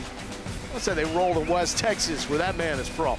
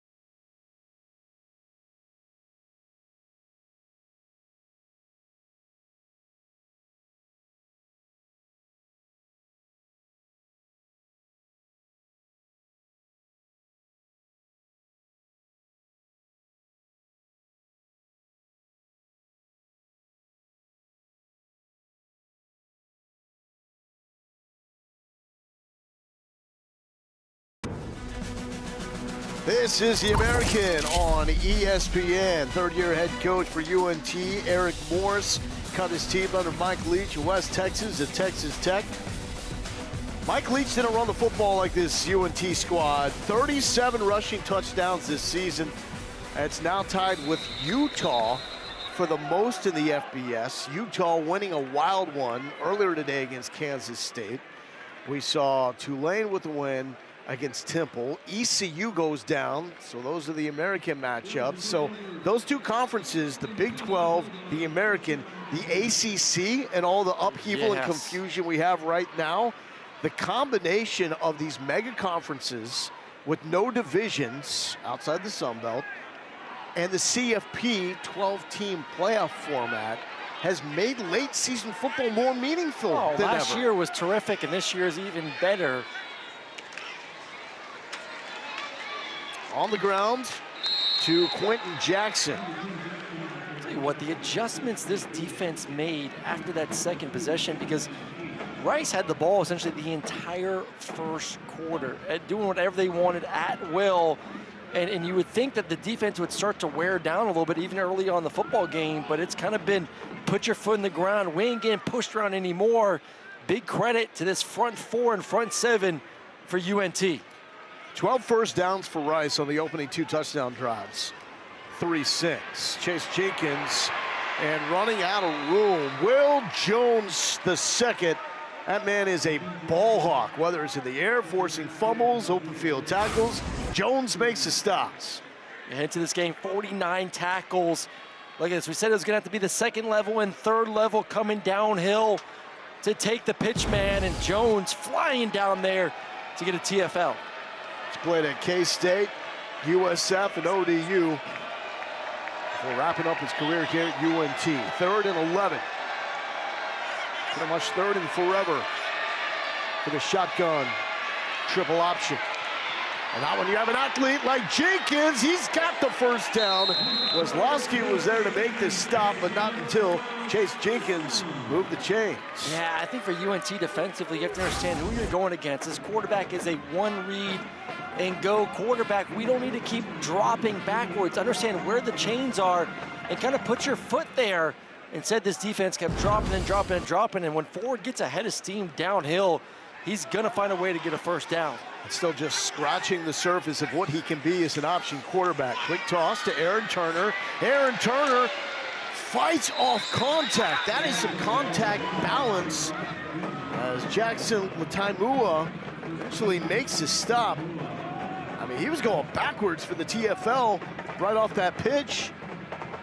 It's 5'8", 184 for Turner, able to fight through that. Yeah, he was physical early in this game as well, but watch this defense penetrating, and that's what you have to do, continue to push them towards the sideline to allow the secondary to come in there and make plays. Jackson straight ahead. Fantastic surge running behind the center, David Stickle. And that's what they did so well there in the first quarter, was just those simple dive plays that happen so fast, and you have linebackers kind of second guessing, come downhill, do I need to be ready to be in pitch phase with the quarterback and running back, and they're able just to get 4 or 5+ yards over and over again. Let's see if they can get back to that here early on in the second half. Coach Abel never met Tom Osborne, but studied him in depth. That's how he arrived at running the triple option. It was in the staff at Wofford that introduced him to the concept of running the trip from a shotgun. 3rd and 5, Jenkins, a little fake, bounces it and dropped Trey Fields. Arguably the best tackler in the American. He's got 2 missed tackles and 69 chances coming into this game. I watched number 6. He sees it. He's in phase with the quarterback, keeps a good base, and then able to just dive at the legs, wrap up Chase Jenkins, and bring him down. Obviously now being down 3 scores, 4 down territory for Rice. Got to go for it here on 4th and 4. Jenkins, quick pass to the go-to man. First down pickup to Aaron Turner, team's leading receiver. 17 catches over the past 3 games, and he has been awfully active here in this one. Just utilizing that speed. It's just a simple out route, but I want to watch the ability to break at the top. You're going to see it right there on that vision, but accurate throw to the outside allows Aaron Turner to catch it, get the first down, but really the route set up by number 1, man. He is quick. He had 6 catches in the last game against UAB. Somehow for 3 yards. Jenkins, read like a book by Braden Knox. And Knox came up with his first career sack, the first sack of the season, earlier in this game as a TFL there. It's just a bad read as a quarterback with the zone read. Give this, he's upfield. He didn't bite on the dive route. This is something that you've repped all season long. Unless that defensive end is crashing, to where you see his right shoulder essentially. That's the only time you're going to pull it. That should have been given to the running back for positive yards. Third triple option team that UNT has seen this season. Army and Navy ran all over UNT.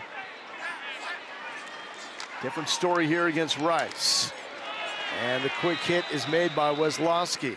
And even though UNT pointed out that Army is much different than Rice and Navy because they go from under center, where Navy and Rice are from the shotgun, gotta believe when it comes to eye discipline and making reads, there's a carryover. There's a lot of carryover from understanding the initial, the heart and beat of the triple option, the dive, the pitch, the quarterback, the running back, the players in motion.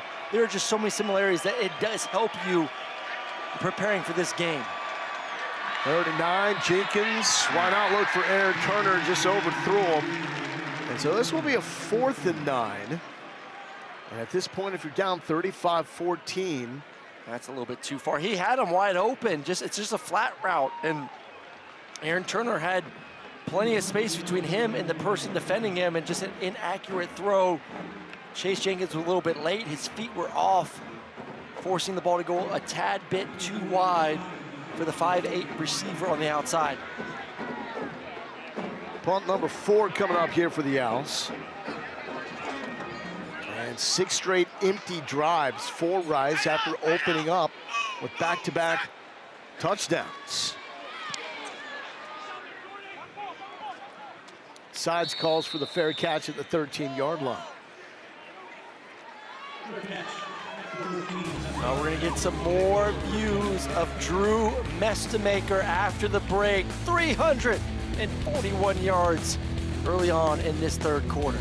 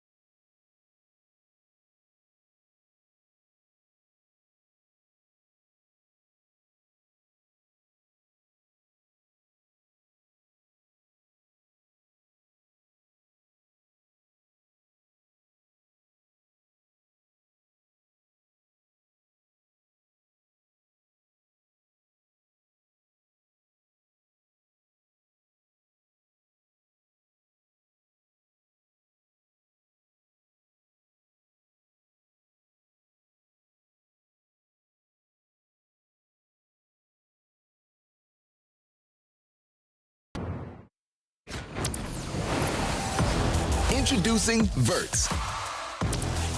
Swipe for news and highlights. Now available on the ESPN app. Welcome back to Houston, Texas. Let's check in with Lauren Sisler on the sideline. Guys, Wyatt Young was down here on the sidelines getting his ribs examined during that last touchdown when Mestemaker punched it in. And as he was getting examined, he literally looks at his trainer and says, hold on a sec. Takes off running over to Mestemaker so he can celebrate with him, give him the high five. Then he runs into the tent, gets examined, comes out. The trainer looked at me and said, he's good to go. And Mestemaker said, look, he's a tough guy, plays through pain, and just gets open. That's your guy. 4 catches, 223. It's going to take a lot to get that guy out of the game. This is a stats kid. And go back to him. Feed the beast. Tremendous blocking downfield. And it takes a huge effort just to bring him down. Jack Coney was holding on. That's 47 yards for Young. Yeah, I would love to see just his miles per hour, too, because he's been scooting in this football game. Right off the field right now, though, Johnny Dixon, the right guard, out right now, went to the sideline, going to be the backup right guard coming in now. But back to Wyatt Young, man, what a weapon to have in his second year playing the receiving position. Hawkins. Oh, physical run for about 6. Now on that Wyatt Young reception, we saw the downfield blocking. Mike Leach taught Eric Morris that kind of toughness when he was an undersized receiver in Lubbock. And they used to start off practices with the block it up drill, where it's receivers and DBs going one-on-one, as that was Cameron Dorner, doing perimeter blocking to set the tone that the receivers better be tough. And they are. Mestamaker, oh, off the hands. He was thinking another touchdown toss to Terrence Lewis. He's just so smooth. Hey, we had North Texas, 3-4 weeks ago, and that's something this coach has told us about Drew Messmaker. Just his fundamentals, man, his ability, that left foot into the ground. So many young quarterbacks want to overstride, and you don't really allow the body to use the kinetic sequence the right way. He gets that left foot in the ground, allows him to throw the ball quickly and accurately as well. Talking kinetic, Shane, don't get me too excited, baby. Murray. Hawkins, who just went over 1,000 yards for his freshman season, is stuffed at the line of scrimmage by Ty Morris, their stud linebacker, and it's going to set up a 4th down. So you have a freshman with more than 3,000 passing yards and a freshman with 1,000 rushing yards. That is quite the 1-2 punch for this offensive guru, Eric Morris. 4th and 4.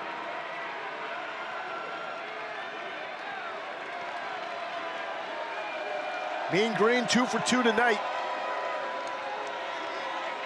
20th best here on the season.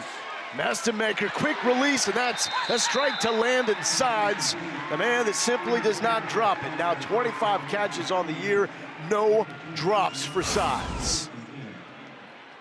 That's where that quick release comes into play right there.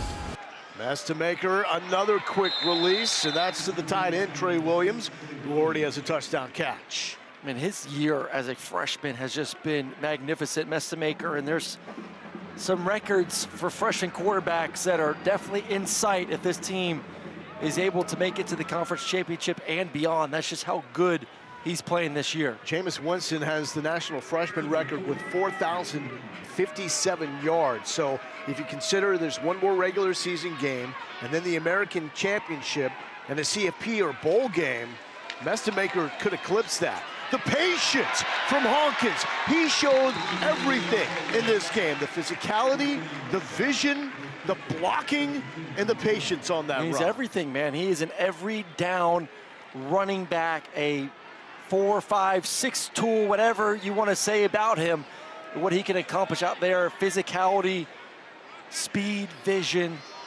and he's just a tough dude that you want in your locker room. 20 touchdowns from scrimmage this season.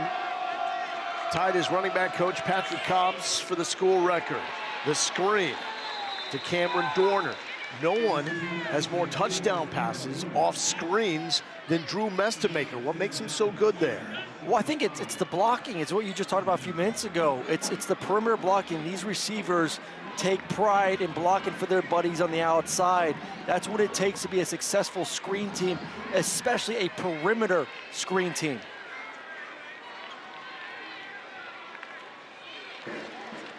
Hawkins, too easy for the young man. Act like you've been there, and he's been there far too often for the opposition.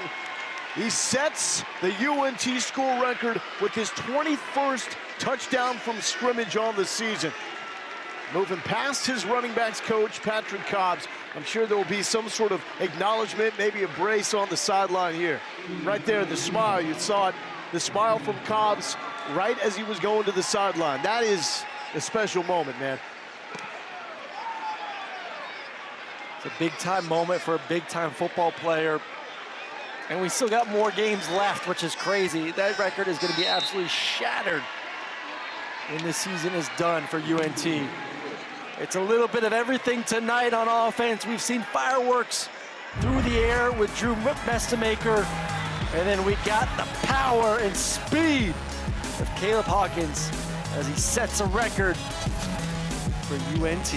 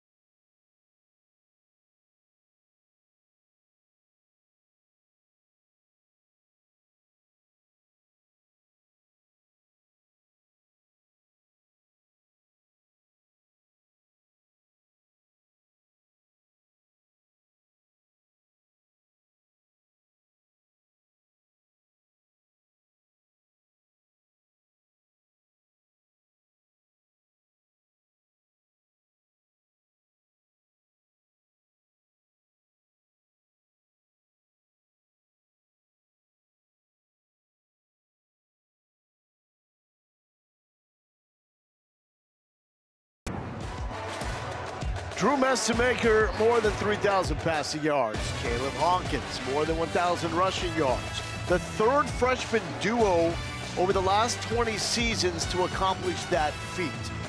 Can they be like 2021 Ohio State, Stroud and Henderson? With Henderson eventually going on to win a national championship. It's crazy to think, but this is a UNT program that can now dream big. This week, ranked in the AP Top 25. For the first time since 1959, this ended the longest drought, active drought, in the AP poll. They are not ranked in the CFB Top 25, but you gotta believe with the love given to American Conference teams that all Mestemaker and company have to do. Win this one, the next one, go to the American Championship game, win that, and they would be the Group of 5 AQ in the 12-team field. Aaron Turner trying to turn the corner. Rice trying to get something going with this offense that has stalled since a fourth down stop when it was 14-7, Rice with the lead. In talking with Eric Morris, about the season in totality, it's like, man, we had 6 bad minutes of football versus USF. Yeah, they were really bad. Really bad. But it was only 6 minutes. Yeah. Hardiman with the carry, and UNT rallying to the football, but that will be a first down pickup. Yeah, I mean, go back to that game, think about it, we're watching it, and I mean, they were having their way with USF early, and then mistakes. This is a team that protects the football so well. Half of their turnovers came in that game versus USF. It just kind of spiraled out of hand in the second half, and the Bulls ran away with it. But other than that, this team has been darn near perfect this season. I was shocked last week that they were not in the top 25 in the CFP selection, and based on the way they're playing tonight against a 5-5 team, you would hope maybe they get some more recognition for that this upcoming week. Jenkins, late pitch out of that shotgun eye to Aaron Turner. You have to win your conference championship to be the AQ from the group of 5. And that's where it's going to be interesting to see if it's not a Tulane or a UNT. What would happen if it was Navy getting in, winning? How would they compare to a Sun Belt championship in James Madison with 1 loss on the season? But obviously what we've seen from the committee, they like the strength of schedule, non-conference and especially in conference from these American teams.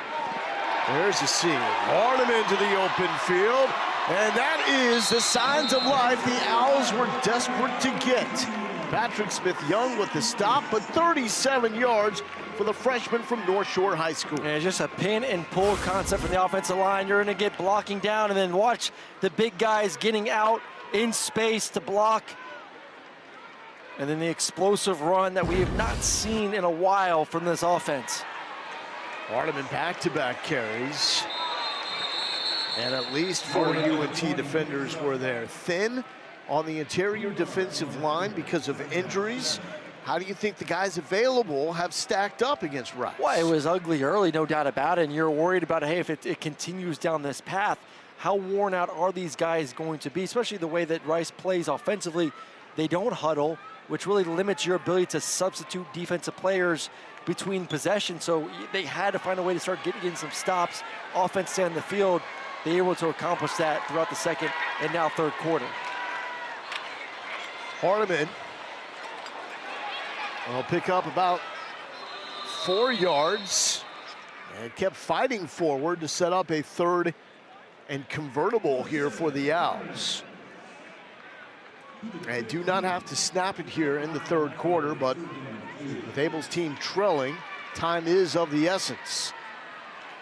And the pitch to Aaron Turner. Turner finding a hole, and Turner bounces back into the end zone. 15-yard pickup, and Rice still has the fight.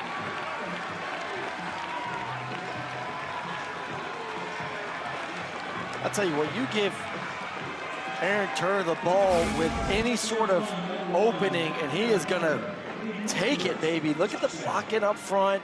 Once again, Lyman getting in space. Hardham as well, blocking. But really, when he gets his shoulder pads in front of his toes and he gets turned downhill, tough to slow him down. That's twice tonight we've seen him in the red zone take a run to the end zone. Start, kicking team, number 76, 5-yard penalty, and we'll try.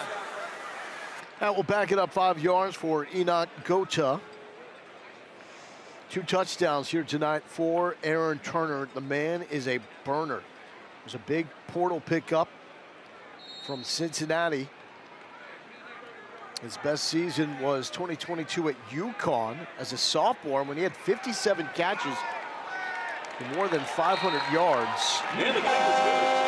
It is a niche offense, and his spot is very much a niche position in this offense, but he fits what they want to do to try to get out on the perimeter more. Yeah, I mean, he's catched the ball extremely well too, but really it's just that speed. You know, when linebackers are trying to guess, where is it going to be, a dive, is it going to be a pitch, whatever it is, and then bam, all of a sudden he's able to get east and west and then turn up the field. It's just tough to get to him. Our Fansville College Football Update is brought to you by Dr. Pepper.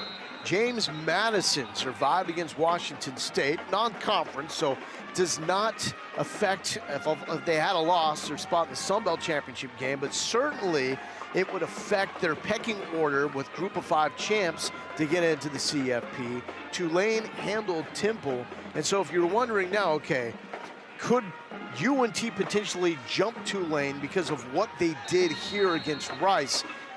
Temple came into that game with the same record that Rice has. So on paper, both teams playing on the road, it seems like it's going to be about even in terms of I don't think metrics. it's going to unfortunately change for UNT, but I know it stinks because you want to just wake up and see your name, or Tuesday night to pop up and UNT in the top 25, that first grouping of 5. But once again, I think Chad Morrison did a good job of reiterating to his team, just take care of what's in front of you right now, and the rest will be fine. Wonder if it can be an edge at all to know that that's not your spot to defend. Even though the path looks identical for UNT and Tulane, at least Tulane has to go into every game saying, this is ours now to lose. Yeah, I think it just comes down to, obviously, this is a conference that doesn't play a neutral site game for the conference championship game. You would prefer this to be at your home instead of at Tulane. Now, the All-State playoff predictor, as it stands right now, says that James Madison has the best chance from the group of 5 to make the CFP. Couple of factors here. I would assume that UNT and Tulane kind of splitting the metrics because those teams are from the same conference. But also what this doesn't take into effect is the opinion and the eyeball test. And the selection committee has clearly said we like the American Conference. There is Young, and Young wraps up the third quarter with catch number 6. That's the end of the third quarter. The night. UNT knows this. They got to keep winning. Regardless of what the All-State playoff predictor or anyone else says, their only chances are to throw up dubs. Fourth quarter coming up.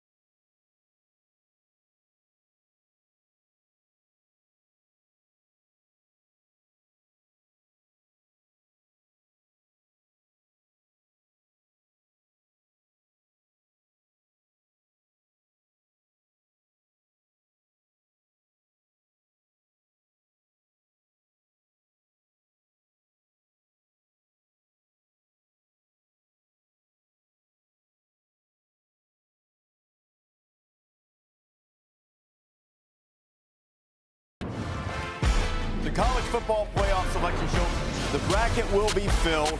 Judgment Day is here. At the beginning of the season, UNT was nowhere on the radar for the college football playoff. Here they are going to the fourth quarter, second to last regular season game. They're right in the thick of the race because of this man, Drew Mestamaker. Throwing dimes. This is Cameron Dorner. Eric Morris has himself a contender. UNT knows that if they win this game and their next game coming up against Temple, likely in the American Championship game, win that, probably in the CFP.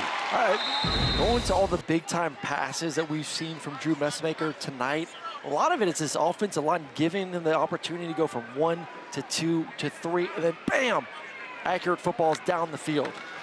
American Championship, December 5th, 8 Eastern on ESPN. Oh, Landon Sides wants to take on everybody on the Rice defense, and you cannot blame him. Man, this is such a physical UNT team.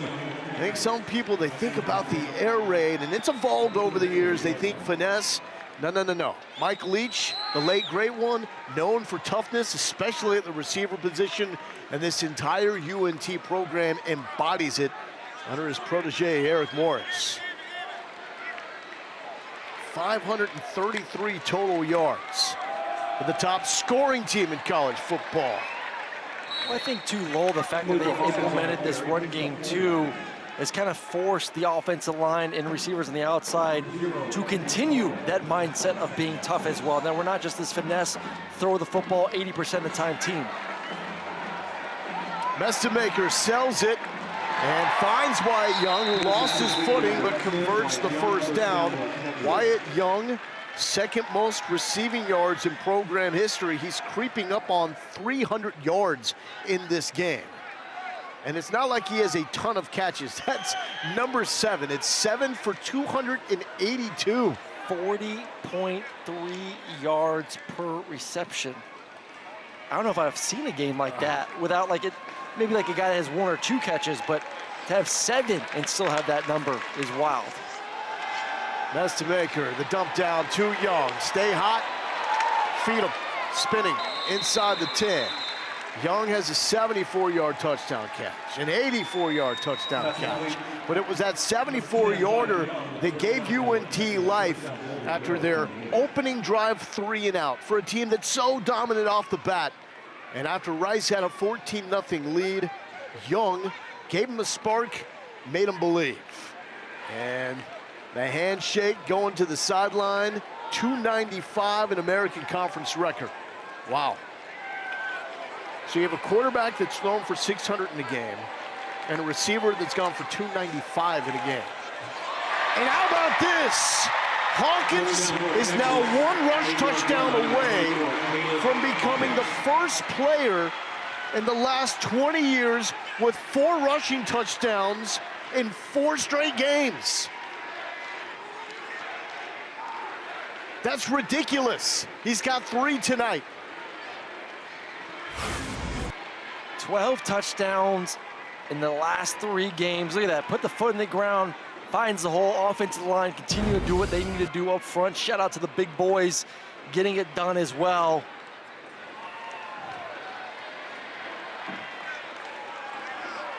Yeah, Hawkins is locked in, is he not? I mean, I don't think there's anything that's not locked in for this offense. Delay of game, kicking team, 5-yard penalty, retry. I mean, this is an offense this year, Lowell. Right now, 48 points, about to be possibly 49 points. They've scored 50 points 5 times. They're the only FBS team in college football, the only team to have scored 30-plus points in every single game this season. They have been locked in all year on this side of the football.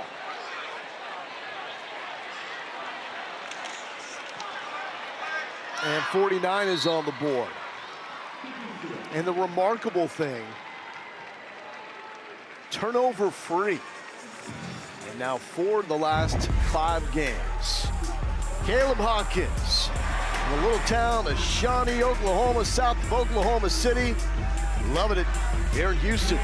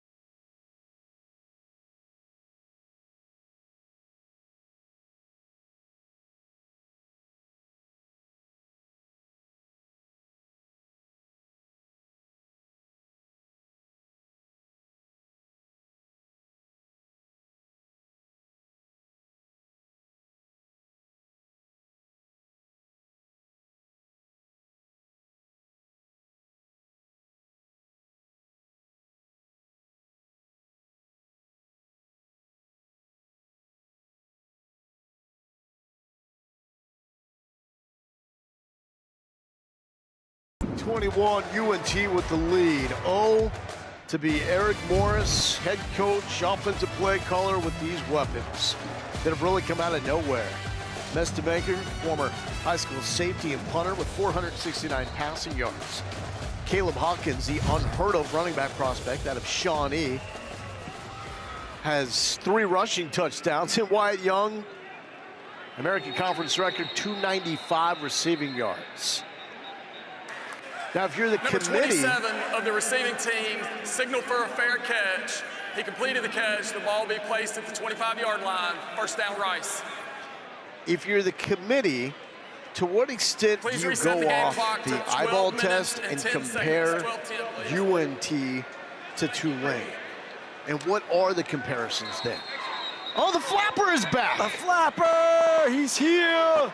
I mean, listen, I like both teams. You and I have had the privilege to cover both these teams. And heck, we've had the opportunity to cover James Madison too. Yeah. It's another really quality team there in the Sun Belt that's obviously going to be in this conversation down the stretch these next 2 weeks. But as I said, they're both great teams. It's going to be an incredible matchup if that is going to be the two teams in this conference championship game. Late pitch to Aaron Turner. Oh, tiptoe right to the first down marker. And that should be a first down. So the American Conference race coming down to Tulane, Navy, North Texas. Tulane beat Temple, a 5-5 team earlier today. Navy's still in it. But if Tulane wins out, and they are the highest ranked team in the CFP, they will host the conference championship game. That's something else, the added layer to this race, who will host the American championship game. It will be on campus. Play action here, and Chase Jenkins flushed, thrown on the run, and finds his safety valve. Oh, don't do it to the man! Colin Lewis, that ain't nice. They're trying to bring the people free ice cream and free beer, and you're trying to crash the party. He did more than crash the party. He knocked everyone out the party. He said, party's over, go home. He may have hurt himself on that hit. Goodness. Yeah! Oh, God. Clean hit, too. I'm glad we're not reviewing that. Usually when we have a big hit, it's like, oh, let's review it. It's like, no, that was just a good, hard, physical, clean hit. Rice trying to find the end zone like they did on their last drive. And the quarterback will keep churning forward. I would say that the biggest difference since that first quarter is they've just bottled up Chase Jenkins. Really has not been able to get going really much at all in the run game. Only 11 carries, 50 yards. I'd say most of that was done early on this football game. We've yet to see number 4 really get going the past few quarters with his legs. Navy-Memphis game coming up on Thanksgiving. That will be enormous. And the American race as well. And there is the pull. And yeah, we can hit too, says Rice. Tyvon Byers, a freshman from Montgomery, Texas, returns the favor. Nice physical run from the freshman running back. Get behind the offensive line. And then bam, over the shoulder. One guy, two guy. Got some shoulder pads popping all night tonight in this American Conference battle. David Fisher may have cleat marks after that one. Got run over.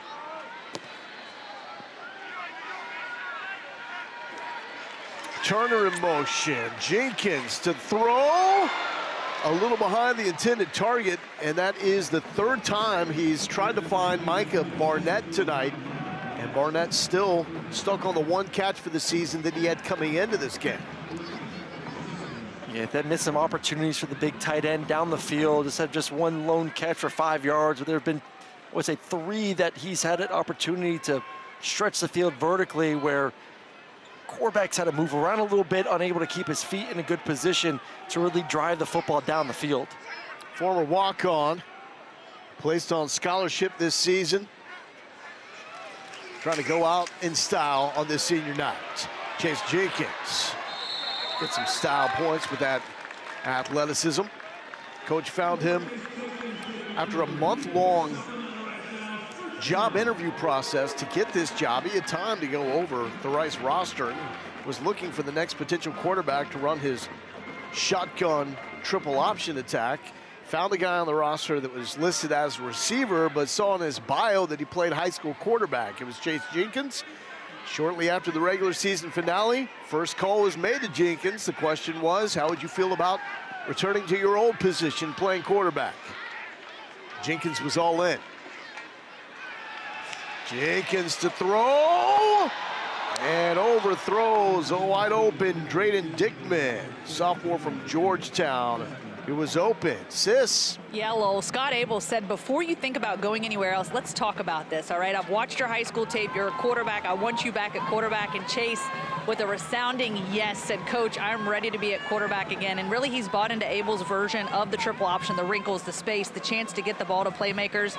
And that belief has really been a big part of why this offense has grown the way that it has. Just a little wrinkle from going under center to shotgun makes Scott Abel believe be able to recruit that much more effectively here in the state of Texas.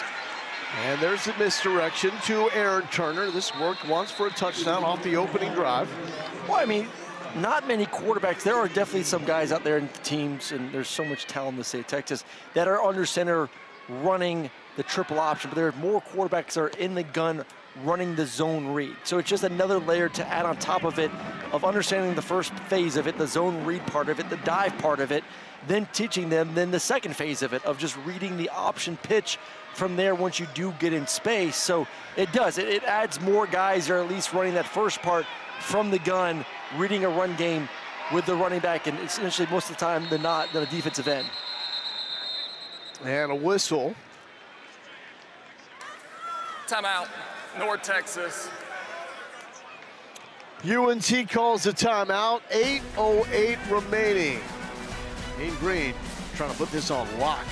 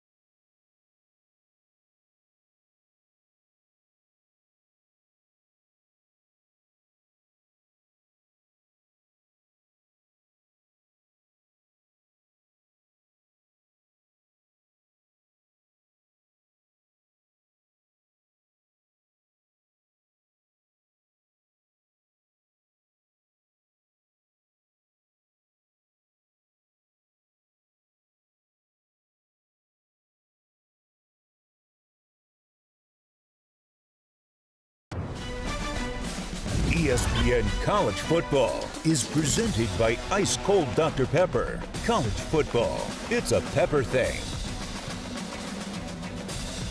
For a long time, Rice Stadium was one of the largest stadiums here in the state of Texas. Built before there was any pro sports teams in H-Town. Hosted the Super Bowl in 1974. They're about to go a big renovation to modernize Rice Stadium. That's going to bring us to this week's Verbo College Football Rankings. Beautiful scene here in Houston tonight. Not too much action. The game we're really focusing on right now is Georgia Tech not in that top 12, trying to make a furious comeback to beat Pitt. And everything pretty chalk going into Thanksgiving week. Chase Jenkins, slippery to the 11-yard line. Kind of on cue, he said, hey, Chase has been a little dormant with his legs in the second half. All of a sudden, this drive has had 2 nice runs, racking up some yards on the ground. Can't go and try to march in there and get another touchdown on the board for Rice. And he's just continuing building confidence. For Rice, this is still like, hey, we're going against a team that could be a playoff team. Yeah. Like this is momentum building for them this season, obviously going into the offseason as well. From left, back to the right. Dickman is stopped around the 10-yard line. Will Jones, David Fisher there. Fisher, one of 7 defensive players that followed defensive coordinator Skylar Cassidy from his most recent stop at Sam Houston State. They were one of the better defenses in Conference USA and has sparked a turnaround for this Mean Green defense. But what they do best, takeaways. They do not have any tonight. Jenkins is wrapped up, and that's David Fisher. Yeah, it's funny talking with Cassidy last night. He said, our goal when I got here, we told the defense, I want 3 takeaways per game. We're like, whoa, that's a very aggressive number, but they're like at 2.5 average per game, which is obviously just under that. But man, they have been one of the best in the country taking the football away, Lowell. They've actually done it 6 times. Yeah. So have that lofty of a goal, because that's an insane goal. Insane goal. Young, emerging defensive coordinator, coaching for a young, emerging head coach. Low snap. There's the pressure. Jenkins running for his life. Jenkins is tripped up. Maybe back to the line of scrimmage there, and it's 4th down. Got to go for it. Got to go for it. 24, back to that Carson, 24 turnovers, which is first in the conference, 4th in college football. But they are going against a team tonight that only has 7 turnovers on the season. So they knew it was going to be a tall task, especially with just how much Rice runs the football. They go for a field goal here. So Gota is on for the first time, lining up a 27-yarder. He's 7-10 for the season. Enoch Gota. And that is good. So Rice in season number 1 under Scott Abel, trying to build with all the little things.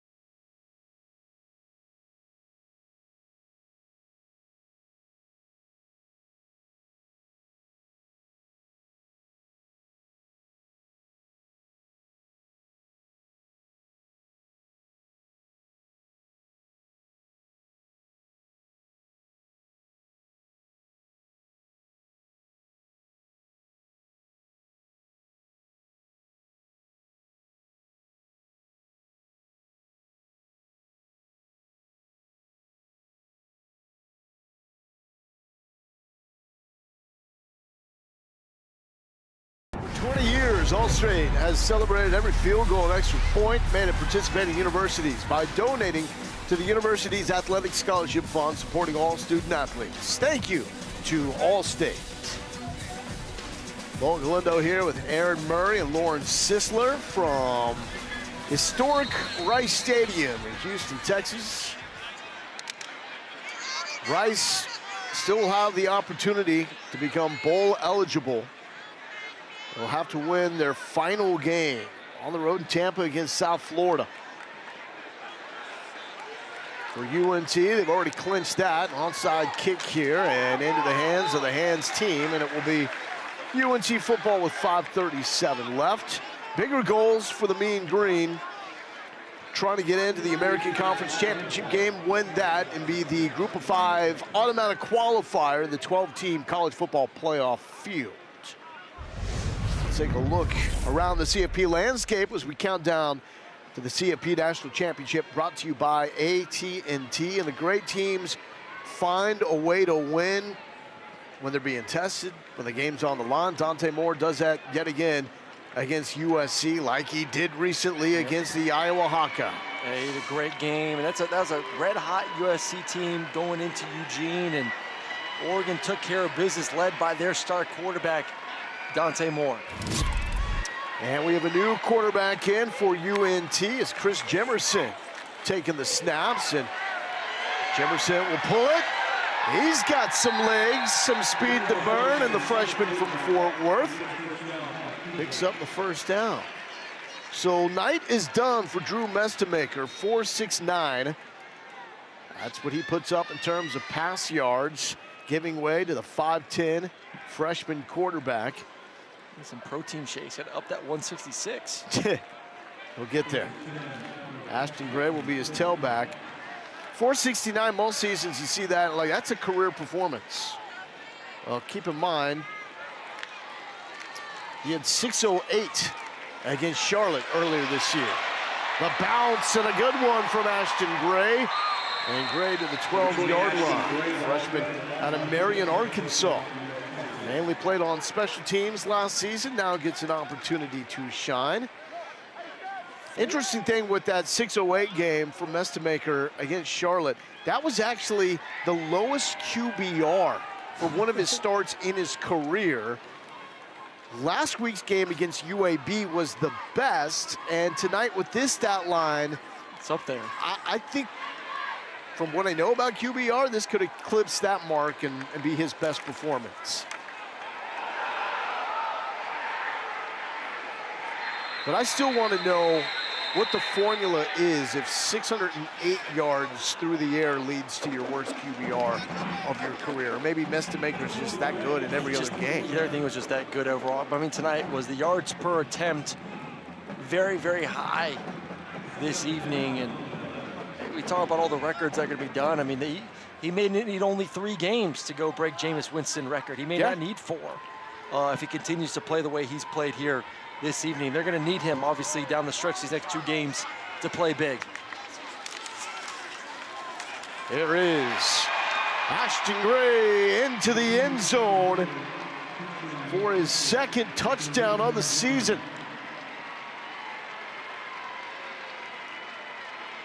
And now over half 100 for Eric Morris and the Mean Green. And their 6th time this season.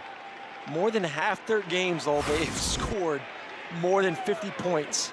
That is a staggering number, but that is why they are the #1 scoring offense in college football. We're averaging 45 points per game heading in tonight and throwing up another 55 here this evening in Houston. They are #1, not just in scoring offense, but #1 in the FBS in points per drive. 3.7 points per drive. It's getting better with this performance, but as it stands right now, that would be the 4th best in the FBS over the past 5 years. That means Eric Morris has one of the most prolific, explosive offenses that we've seen in the last half a decade. Yeah, it's really not a lot of weaknesses. I mean, we've now covered them twice. Obviously, watched a lot of film in preparation for those games, but quarterback, running back, receivers, O-line. So we started comparing, right? So compare this team to Tulane. Yep. Probably give them the edge defensively. Their special teams are really good as well. They have one of the best kickers in the nation. Well, Tulane advantage defensively. Yes. A little bit, yes. UNT, though, like an overwhelming advantage when it comes to offense. Retzloff, quarterback-wise, terrific, but they do lack the playmakers that UNT has, and obviously they don't have a Caleb Hawkins as well. So I think big-time advantage. It's going to be an awesome matchup between those two teams. It's most likely going to be at Tulane if that game does happen. Well, Tuesday night at 7 Eastern, it's the exclusive reveal of the next college football playoff top 25 rankings. Reese and the guys will break it all down for you on ESPN and the all-new ESPN app. I would still be surprised if UNT jumps Tulane in the top 25. I would not be surprised if UNT does make it into the top 25 behind Tulane. I wouldn't either. I think the way they played this season, I think obviously it's hard for the committee maybe to look at multiple group of 5 teams, but there's no doubt in my mind this is one of the best 25 teams in college football this season, the way they've been able to play. And the team, and this is not a knock on Tulane. We've seen them. John Summerall is an amazing coach, and that's really what stands out about the Green Wave. They are so well coached. There's really no glaring weaknesses with that team. But this is a type of collection of stars on offense between Mestemaker, Hawkins, and Wyatt Young. You'd scare some major conference opponents if they saw this UNT team as the team they open up with in the CFP. Yeah, any team that can get hot like that and score points, terrifying to go against. I think the one difference between the two teams is, maybe why they're ranked ahead is they have that big win versus Duke, which you and I were on the call for. So you have a win. You got to win against Northwestern as well, so 2 Power 4 opponents. Exactly. So I think that's kind of the you look at comparing, because you and I have been in the committee. We've done the mock committee. We've seen how they do it. When you put both teams side by side, you see 2 Power 4 wins. You're kind of like, ooh, that looks pretty good, especially Northwestern. They're a bowl team. Duke's a bowl team. Those are quality wins against those conferences. So even though UNT not ranked in the CFP top 25, ranked inside the top 25 of the AP poll for the first time since 1959, when Abner Hayes led the Mean Green to a 9-2 finish. Sleeping Beauty, the Disney classic, was released. Still the best of all time, in my opinion. Alaska and Hawaii became the 49th and 50th state. And we got Starburst for the first time. Called nice. Opal Fruits, but still, you can pick them up for, what, 17p? Is that 17 pennies? 17 cents? I don't know. Number 22 in the AP poll. That snapped the longest active drought between appearances in that poll in college football.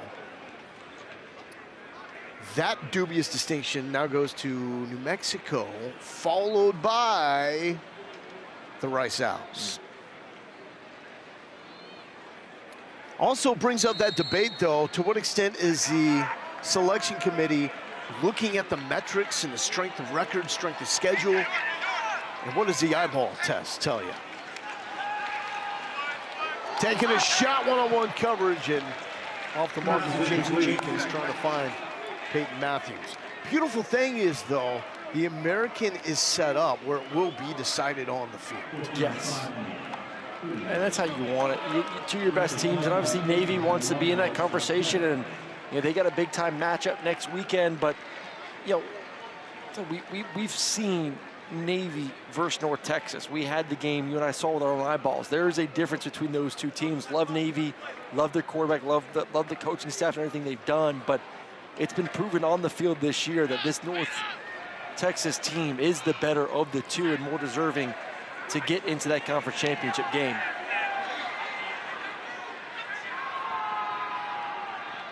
There's Coleman. And there's nowhere to go to the 26-yard line. So the contenders in the American really down to 3, Navy, UNT, and Tulane. For Navy, only one of these games counts in the American standings. The Army game does not. So you got Memphis on Thanksgiving.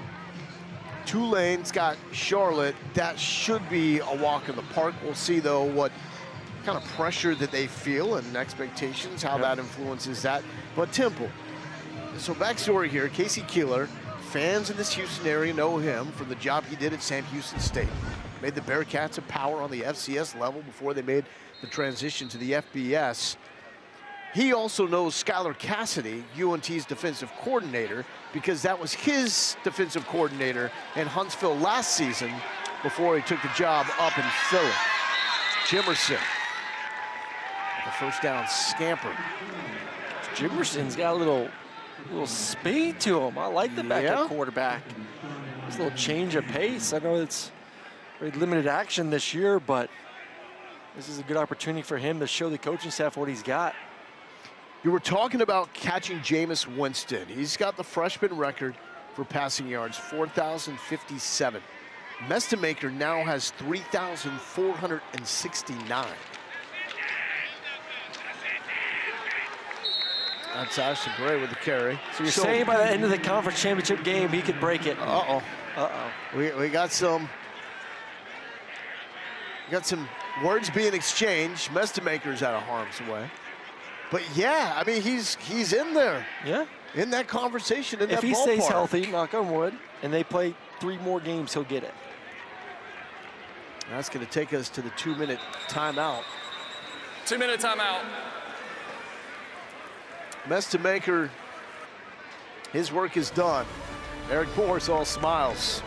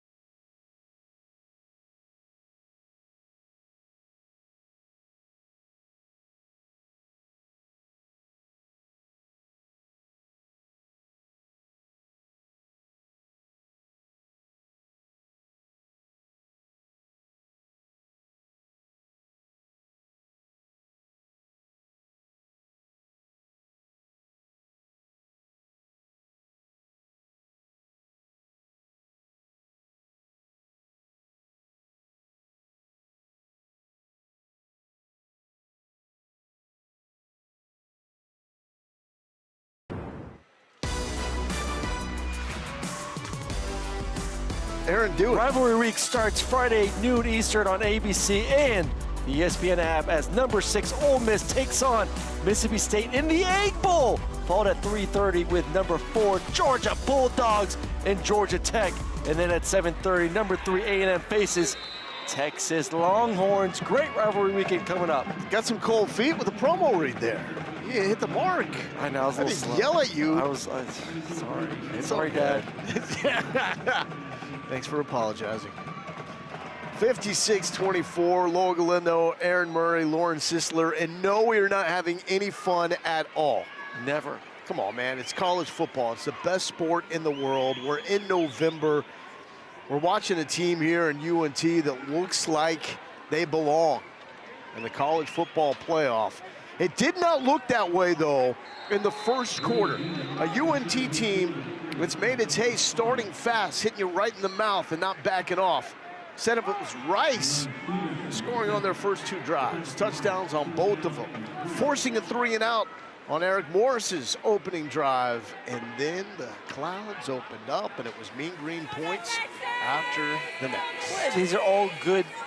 You continue to learn the identity of your football team. Not everything is going to be perfect. You are going to get hit in the mouth at certain points in games, and to see them rebound and play the way they have for the last 3 quarters has been tremendous. I've gained even more respect for UNT. Watch them go out here and battle for those 3 quarters to retake the lead and then really dominate the rest of the way. Touchdowns on 8 of their last 9 drives, and there are the most passing yards by freshmen in a season in American Conference history. And Mestemaker, it looks like he is going to catch the great Dylan Gabriel. That's just unbelievable, considering this guy was not playing quarterback at Vandergrift High School in Austin. He was sitting behind Deuce Adams for his final 2 years. Adams made his first career start for Louisville. Didn't go all that well. Got pulled early in that game. And Mestemaker, I mean, Eric Morris took a flyer on the guy. Now he is one of the best quarterbacks in college football, regardless of classification. And for the second time in school history, UNT wins a 10th game on the field. There was one season in the 1970s in which they had a forfeit win added to get them to 10 wins, but really the first time earning a 10th win since 1947. Come on, man. Starts a lot with that man right there. It's still shocking to me. This is his first season of playing the quarterback position, essentially. Did not play it in high school and has been thrust into this from walk-on to superstar to possibly the greatest freshman season statistically in college football history in the making right now. 640 yards of offense, 8th most in school history. Lauren. Coach, 56-24, big win for your guys on the road tonight. Look, you were down 14-0, came back, responded. What does that say about the fight in this football team? Yeah, it's been there all year, a resilient group, and so proud of them. We're a little banged up on defense right now. We're down to some of our 3s and 4s there, and so proud of some of the way that the guys stood up for us. And one of those guys, your quarterback right here, Drew Mestemaker, just his ability to go out there, throw it around, and obviously keep this offense banging on all cylinders. He's special. Y'all talk to him, not me, because he's the one making it happen. All right. Drew, what's going on, my man? Hey, look, you got weapons all around you. What can you say? We'll start with Caleb Hawkins, just his ability to run the football and to make plays as he has throughout the evening. I mean, it's crazy watching him run and just, I mean, he's 18 years old and he looks like a grown man out there, and it's crazy seeing him fall forward every single play, and you know, he's just a great kid as well. And then Wyatt Young, we're looking for him. He's going to come join us here in a minute. But Wyatt Young, of course, coming out of the game, banged up a little bit on the ribs there. And then he literally comes over and celebrates you as you run it into the end zone there, and then goes back into the tent to get checked out. What can you say about what his abilities are? I mean, you know, he was a high school quarterback, and, you know, we kind of have that quarterback connection. And, you know, he's one of my best friends off the field, too. And, you know, whenever you're on the field and you have a guy that can take an out route 85 yards, it's hard not to look for him on the field. And I mean, it's just awesome having him as one of my weapons, and you know, having him on my team. Come on in here, Wyatt. So you two obviously just throwing it around. Big statement game for you. How have you guys just stayed level-headed and gotten your team to this point at this point in the season? I mean, I think it's just taking it one game at a time. We have those big goals that we want to achieve, but we know we can't get there without, winning every week. So I think it's just taking it 1 week at a time. And where is your confidence level when this guy's throwing it to you? It's through the roof. I mean, I know he's going to put me in the best positions possible, so I'm excited every time I get on the field with him. And just the excitement for your football team to make it this far. You got one more to go back at home against Temple. What is it going to take to get it done and to show the committee that you belong in the playoff? I think we just have to be ourselves. I think we don't make the game bigger than it is. Just do what we do every game. All right. Congratulations, guys. Go enjoy this one. Appreciate it. Thank you. Aaron, it's so wild in the changing landscape of college football that you can have a team that is this young, and there's no telling what UNT football looks like next season, what their head coach, what their quarterback, what their running back. Let me say this. Enjoy it. It's about the here and now, and right now, this is a UNT squad that passes the eyeball test and looks like a team that is worthy of playing in the college football playoff. Oh, 100% they do. They've been so much fun to watch this entire season, and as Coach continues to say, it's about that next game, and you take care of business that next game, and that next game, they will be one of the 12 teams in the college football playoff here in a few short weeks. North Texas just needs to keep winning. They'll be in that American Conference Championship game and then leave it up to the selection committee. But a statement was made yet again. Newest rankings will come out on Tuesday. How impressed will the committee be with Mestemaker going for 469, Hawkins 97 on the ground, over 1,000 for his freshman season, and Wyatt Young with an American Conference record 295 receiving yards. UNT wins 56-24 for Lawrence Sisler and Aaron Murray. I'm Lo Galindo. Thank you so much for watching College Football on ESPNU.